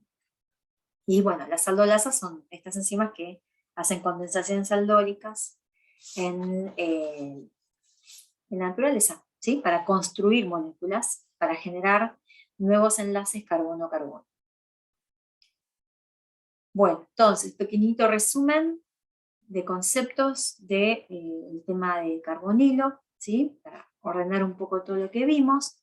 Ustedes tienen que poder reconocer compuestos carbonílicos, ¿sí? Reconocer estructuras de aldehídos y cetonas, y compuestos relacionados con ellos, acetales, N-acetales, hidratos, iminas, los derivados de condensación con compuestos nitrogenados, ¿sí? Las hidrazonas, las oximas, las semicarbazonas. Tienen que poder escribir enolatos a partir de la extracción de hidrógeno en la posición alfa al carbonilo, poder reconocer cuáles son esos hidrógenos alfa acídicos en una estructura, poder reconocer si ese compuesto carbonílico tiene o no hidrógenos alfa acídicos, si es enolizable o no. Bueno, reconocer aldoles y poder reconocer estructuras de compuestos alfa-beta insaturados, ¿sí? Esto en cuanto a lo estructural, que ustedes puedan reconocerlos. Mecanísticamente tienen que poder escribir alguno de los mecanismos de adición nucleofílica del carbonilo, el mecanismo en forma general, que sería, ¿sí? Este paso particularmente, ¿sí? Después tenemos los pasos adicionales que tienen que ver con la catálisis. Principalmente el mecanismo de adición nucleofílica es el que estuvimos viendo con catálisis ácida. Si lo ven en los textos, no van a encontrar, es algo para el caso de los hidratos, catálisis básica, ¿sí? Siempre lo más común es trabajar con catálisis ácida para activar el carbonilo frente a la adición nucleofílica. Y tienen que poder escribir también el mecanismo de la condensación aldólica, que no deja de ser otra adición nucleofílica con nombres especiales, con catálisis básica. La condensación aldólica sí, con catálisis básica, ¿sí? Recuerden que si les tocará plantear alguna eliminación posterior a la formación del aldol, en ese caso las condiciones de eliminación ahí no sé por qué me salió un 3, es medio ácido con calor, ¿sí? En ese caso entonces se va a eliminar agua y se genera el compuesto alfa-beta insaturado. Y respecto de las reacciones redox, no les vamos a pedir los mecanismos, sino que puedan reconocer los reactivos, por lo menos, y las distintas transformaciones entre alcoholes, aldehídos, ácidos carboxílicos, y bueno, la vuelta, que es la reducción, ¿no? ¿Qué tipo de reactivo se utiliza en cada caso? Oxidantes fuertes, como sales de cromo, oxidantes suaves, como el cromato de piridinio, ¿sí? Y bueno, los reductores, borricluro de sodio metanol, como reductor suave para aldehídos y cetonas, hidruro líquido de aluminio como reductor fuerte, también para aldehídos y cetonas, pero también siempre teniendo en cuenta que vamos a reducir todos los carbonilos que haya en la estructura, ¿sí? Con el hidruro líquido de aluminio no es selectivo para carbonilo, aldehído y cetonas, sino que carbonilo que ve, carbonilo que reduce. Bueno, acá tenía preparados unos ejemplos para que veamos. No me acuerdo si se los dejé en el PDF. ¿Se los dejé en el PDF? Sí, sí, están. Ah, están. Bueno. Entonces lo primero que vamos a hacer es vamos a tachar estos ejemplos que están tachados acá. Porque estas son reacciones de condensación entre compuestos carbonílicos y aminas secundarias y esas no las vamos a ver. ¿Sí? Si van al libro para ver la formación de iminas, cuando pasen a la sección de condensación con aminas secundarias para formar enaminas, eso no lo vamos a ver en este curso, así que eso obvienlo, así que tachen estos ejemplos que no van. En este primer ejemplo que les ponía acá, la idea es que pensemos un poco en los equilibrios que se establecen cuando ponemos el compuesto carbonílico en agua, ¿sí? Acá el enunciado asevera que el tricloroetanol, ¿sí? Que es esta molécula que está acá, del tricloroetanol, puede prepararse directamente por reducción del hidrato de cloral, ¿sí? En agua con borriclo de sodio. ¿Tá? Entonces le dicen que sugieran un mecanismo. Entonces, acá que nos ponen? Nos ponen un hidrato con un reductor en agua para dar el alcohol. Entonces, uno lo primero que piensa es, bueno, pero un hidrato no se reduce a un alcohol. ¿Sí? Yo necesito tener algo del compuesto carbonílico. Sin embargo, me ponen al hidrato como la especie predominante. Entonces, este ejercicio apunta a que ustedes piensen que el hidrato está en equilibrio ¿con qué?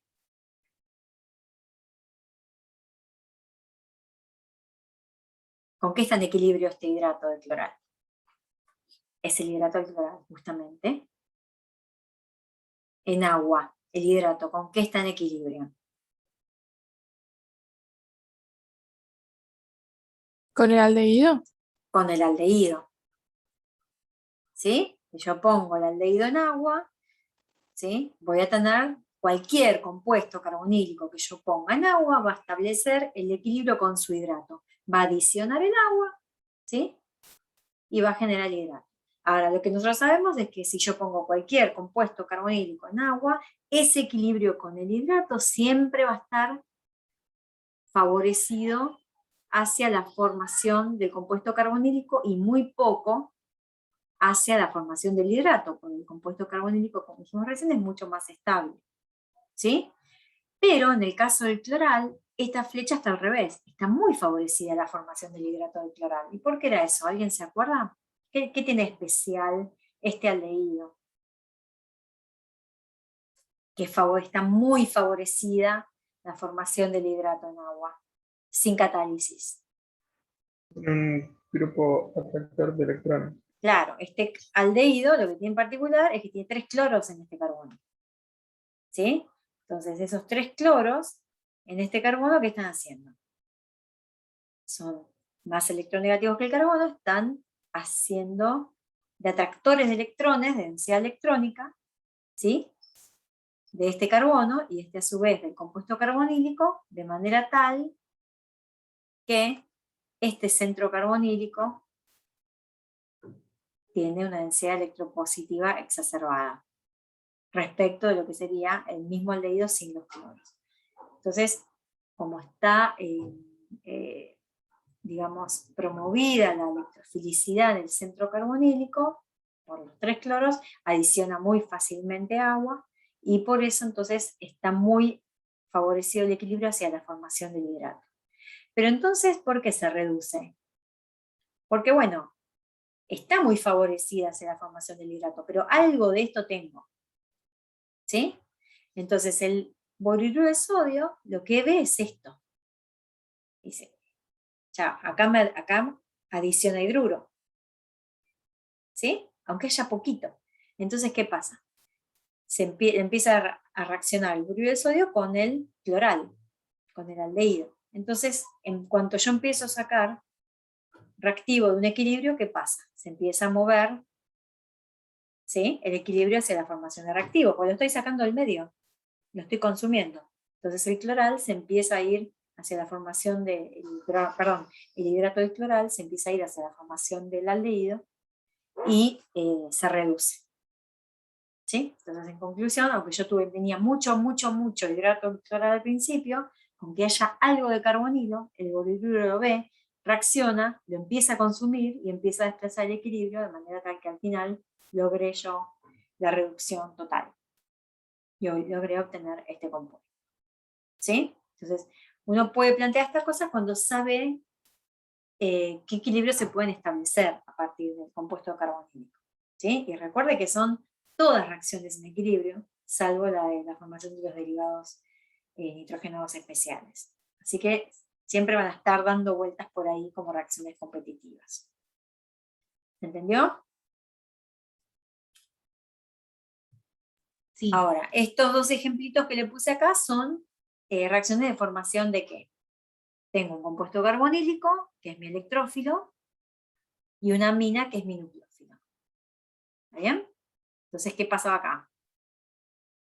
La amina ataca al compuesto carbonílico y genera ¿qué? ¿Cuál es el producto de condensación o el producto de adición nucleofílica de una amina con un carbonilo?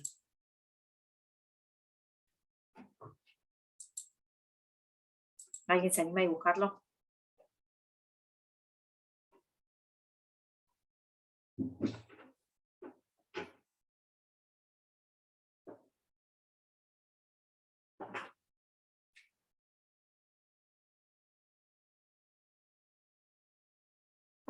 Bien, la imina, ¿sí?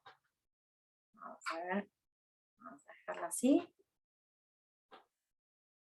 Donde había oxígeno, ¿sí? Ahora hay nitrógeno. Ahora el carbono que está formando un doble enlace con el oxígeno, forma un doble enlace con el nitrógeno. Entonces se forma la imina. Lo mismo acá, ¿sí? Se forma la adición nucleofílica por ahí, que generaba este intermediario.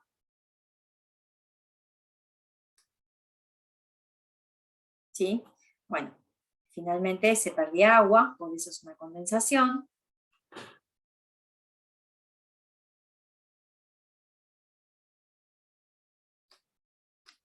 Y se forma la imina, ¿sí? El oxígeno del carbonilo se pierde en forma de agua. Esta flechada está puesta acá, pero estas reacciones también son reversibles. Entonces, hacia la formación de la imina es la condensación, hacia la formación del compuesto carbonílico es la hidrólisis. Para desarmar la amina yo necesito meterle agua ácida. Y el mecanismo ocurre de forma totalmente reversible, por los mismos pasitos. Bueno, en estos ejemplos tachen estos 2 también, porque son de aminas secundarias, y acá, bueno, un ejemplito más, lo mismo. ¿Sí? En este caso, se va a formar una imina de tipo intramolecular, porque tanto el grupo amino como el grupo carbonilo que va a ser atacado están dentro de la misma molécula. Así que el producto va a ser una imina de ¿cuánto? Un ciclo de 1, 2, 3, 4, 5, 6. ¿Sí?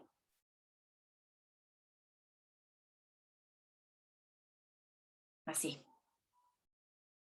¿Está bien? Esta es entonces una Para- condensación. Perdón.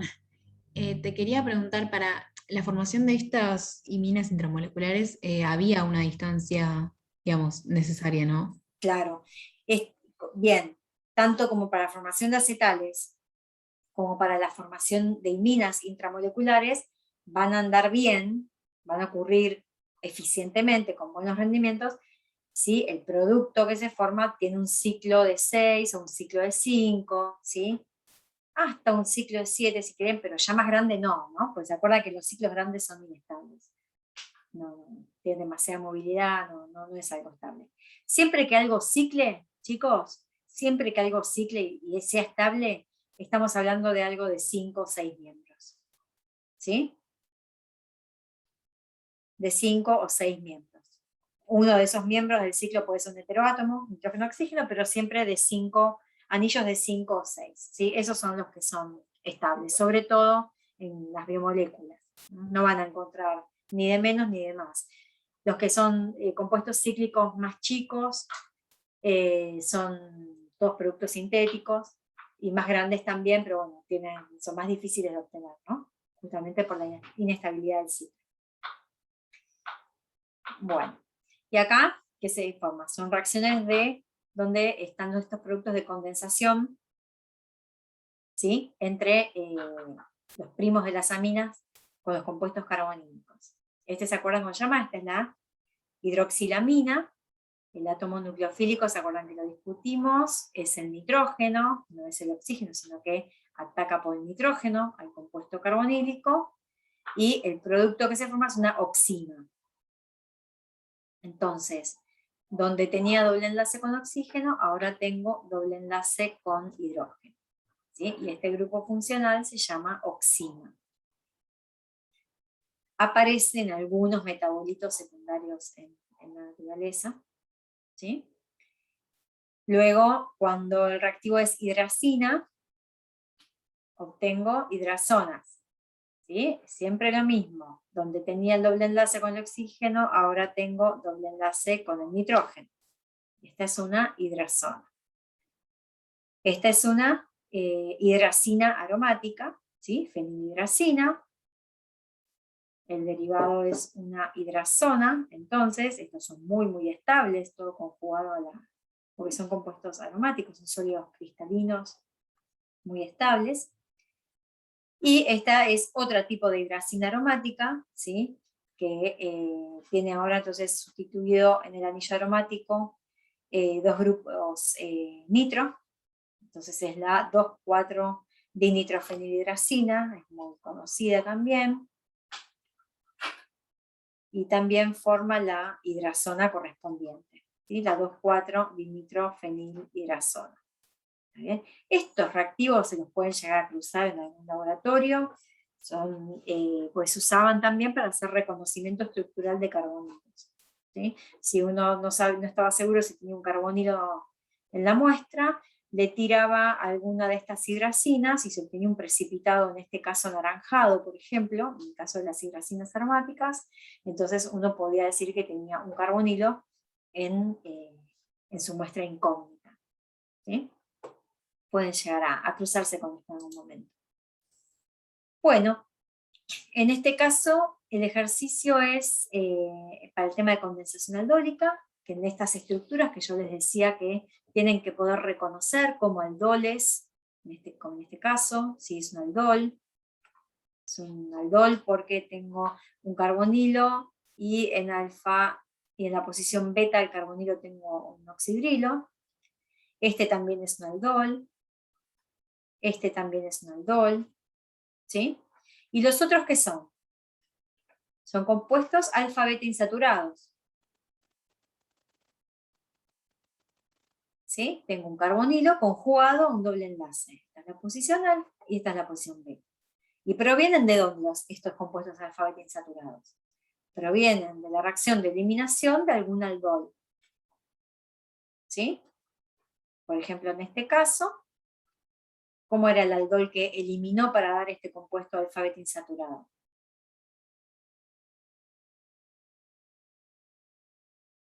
El aldol correspondiente tenía el oxidrilo acá, en la posición beta. ¿Sí? Este oxidrilo eliminó con este hidrógeno, eliminó agua para dar el compuesto alfa-beta insaturado. ¿Está bien? Bueno, pero el ejercicio es ubicar el nuevo enlace carbono-carbono que se formó por la condensación aldólica. A ver, entonces, por ejemplo, en esta estructura, si alguien se anima a marcar el nuevo enlace carbono-carbono.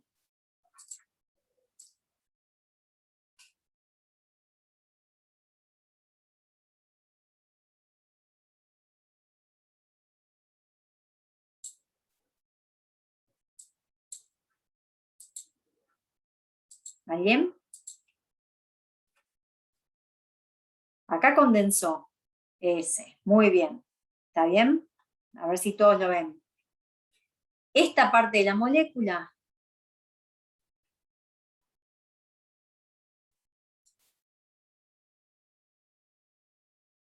proviene del compuesto carbonílico que enolizó.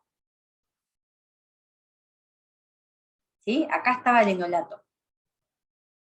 Y esta parte de la molécula proviene del compuesto carbonílico que sufrió, ¿sí?, la adición nucleofílica del enolato, que era un aldehído, evidentemente.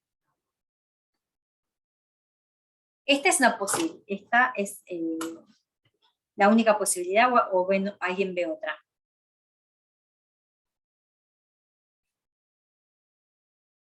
No, es la única, ¿no?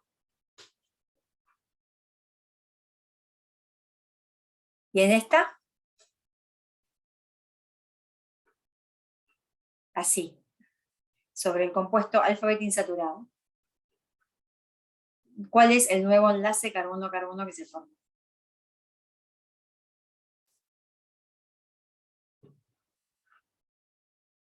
S, ¿sí? Uno de los que está formando el sigma, el enlace sigma, que está formando el doble enlace. ¿Está bien? Entonces, en esta estructura, esta parte proviene ¿de dónde?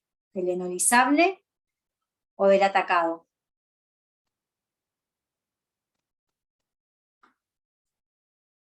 ¿Es el enolizable? Es el enolizable, porque es el que conserva el carbonilo. ¿Sí? Este se enolizó. Y esta parte sufrió la adición nucleofílica del enolato. También era un aldehído. Porque es un enlace que no está sustituido, es un aldehído.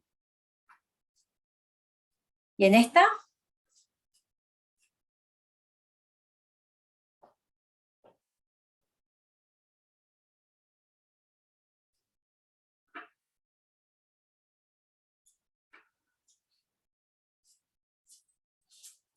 Es.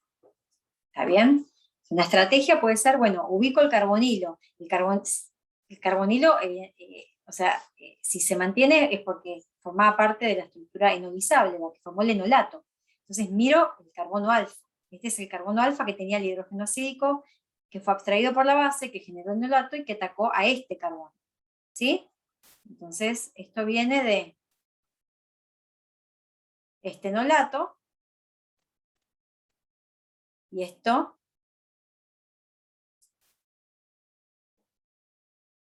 de este aldehído. ¿Lo van viendo?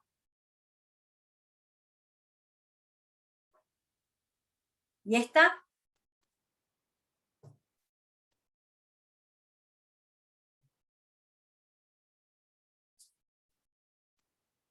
Bien.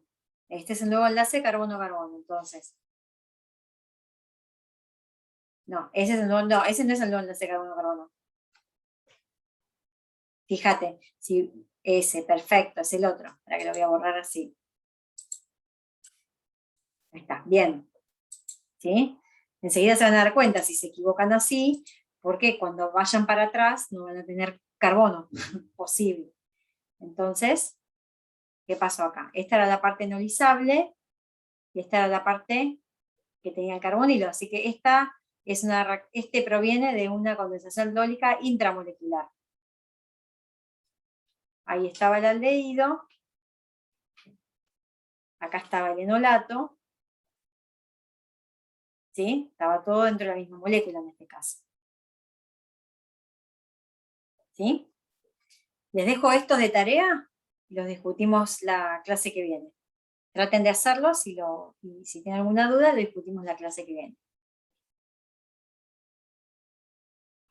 Estos son otros ejercicios también, algunos ejercicios más, de condensación aldólica.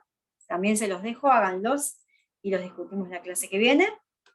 Cuanto más hagan de esto mejor, porque después ya es automático, se los juro.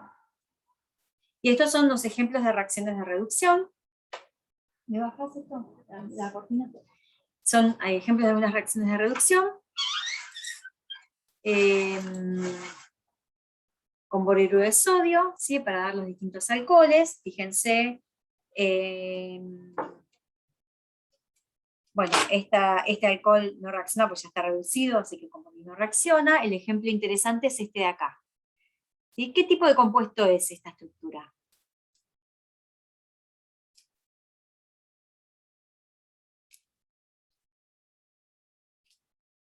De todos los que vimos hasta ahora. ¿Qué tipo de compuesto es? ¿Qué grupo funcional pueden reconocer acá?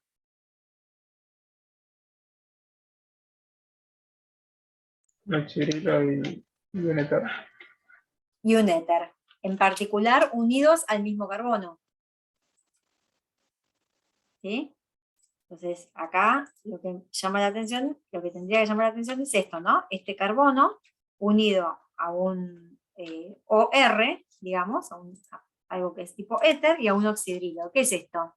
¿Qué es un carbono unido a un oxidrilo y a un OR? Un hemiacetal. Un hemiacetal. Cíclico, en este caso.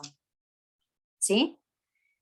Bueno, a mí lo que me están diciendo es que si yo agarro este acetal y lo pongo a reaccionar con boruro de sodio, en etanol como solvente, obtengo el producto de reducción. Obtengo un alcohol. ¿Cómo puede ser esto? ¿Dónde está el carbonilo que se reduce acá?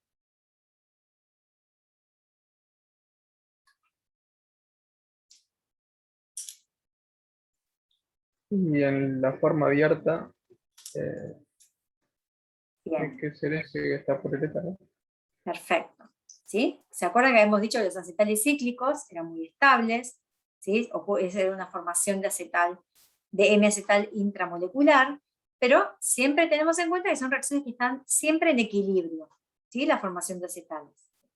Entonces, si bien la formación del acetal cíclico está muy desplazada hacia la formación del acetal y poco hacia la formación del compuesto carbonílico, hay un poco del compuesto carbonílico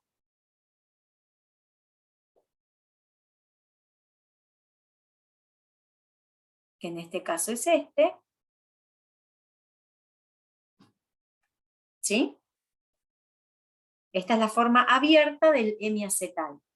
Por adición nucleofílica intramolecular entre este oxidrilo y este carbonilo dentro de la misma molécula, como genera un ciclo de 6 muy estable, ¿sí? Esta reacción ocurre espontáneamente en agua, se va, espontáneamente no, le doy un poquito de catálisis ácida, pero está muy favorecida hacia la formación del,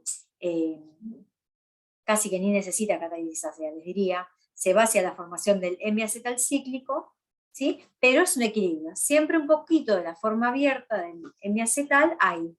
Entonces, acá, en este poquito de la forma abierta que tengo en el equilibrio, es donde opera el agente reductor. ¿Está bien? Entonces pasa lo mismo que vimos recién en el caso del cloral. Con un poquito de carbonilo que yo le esté ofreciendo al agente reductor, la reducción avanza hacia el alcohol correspondiente. Entonces, si yo empiezo a consumir el compuesto carbonílico, el acetal se va a ir, el equilibrio de hemiacetal se va a ir hacia la formación del compuesto carbonílico hasta que se consume todo hacia la reducción del alcohol. ¿Sí? Entonces yo agarro el frasco va a decir esto en la etiqueta. porque es la forma estable de la molécula. Pero en cuanto la pongan en algún solvente, ¿sí? Medio acuoso, como puede ser etanol, que tiene siempre un poquito de agua, va a establecer su equilibrio con la forma abierta, la forma carbonílica, y el borigrueso va a haber carbonilo, empieza a reducir y empieza a desplazar todo el equilibrio de la forma cíclica de miacetal para ir en su totalidad y de forma irreversible hacia la formación del compuesto reducido. ¿Sí? Entonces, bueno, uno tiene que tener en cuenta siempre que cuando una reacción es un equilibrio o no. Bueno, hasta acá llegamos hoy. Háganse esos de ejercicios si quieren. Si tienen mucha duda, si quieren me mandan un mail, y si no, lo vemos al principio de la clase que viene. Les voy a dejar en el, ¿cómo se llama? En el campus el link al cuestionario de autoevaluación que les preparé. Esto es algo así. Les muestro un minutito cómo es. Acá. Yo les voy a dejar un link, ¿sí? Que los va a llevar a esta página que se llama Socrative. ¿Sí?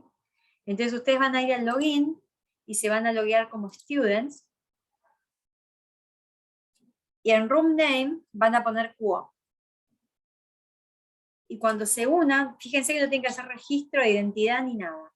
Cuando se unan, entonces ya les empieza a aparecer el cuestionario, van a ir avanzando, van a ir viendo las respuestas también, y al final, bueno, van a tener un score de cuántas hicieron bien, cuántas hicieron mal, ¿sí? Que me llega a mí también, me sirve para ver por dónde andan flojos, es anónimo, no tienen que poner nombre de nada, así que bueno, háganlo, así ve un poquito cómo andan con estos conceptos, y lo vemos igual, la clase que viene lo vemos. Lo hacemos juntos así, por si hay que explicar algo extra, ¿sí? Así que bueno, igual yo se los voy a mandar en un mail aparte el link para que también los chicos que no vienen a la clase lo tengan. Así que bueno, ¿alguna preguntita?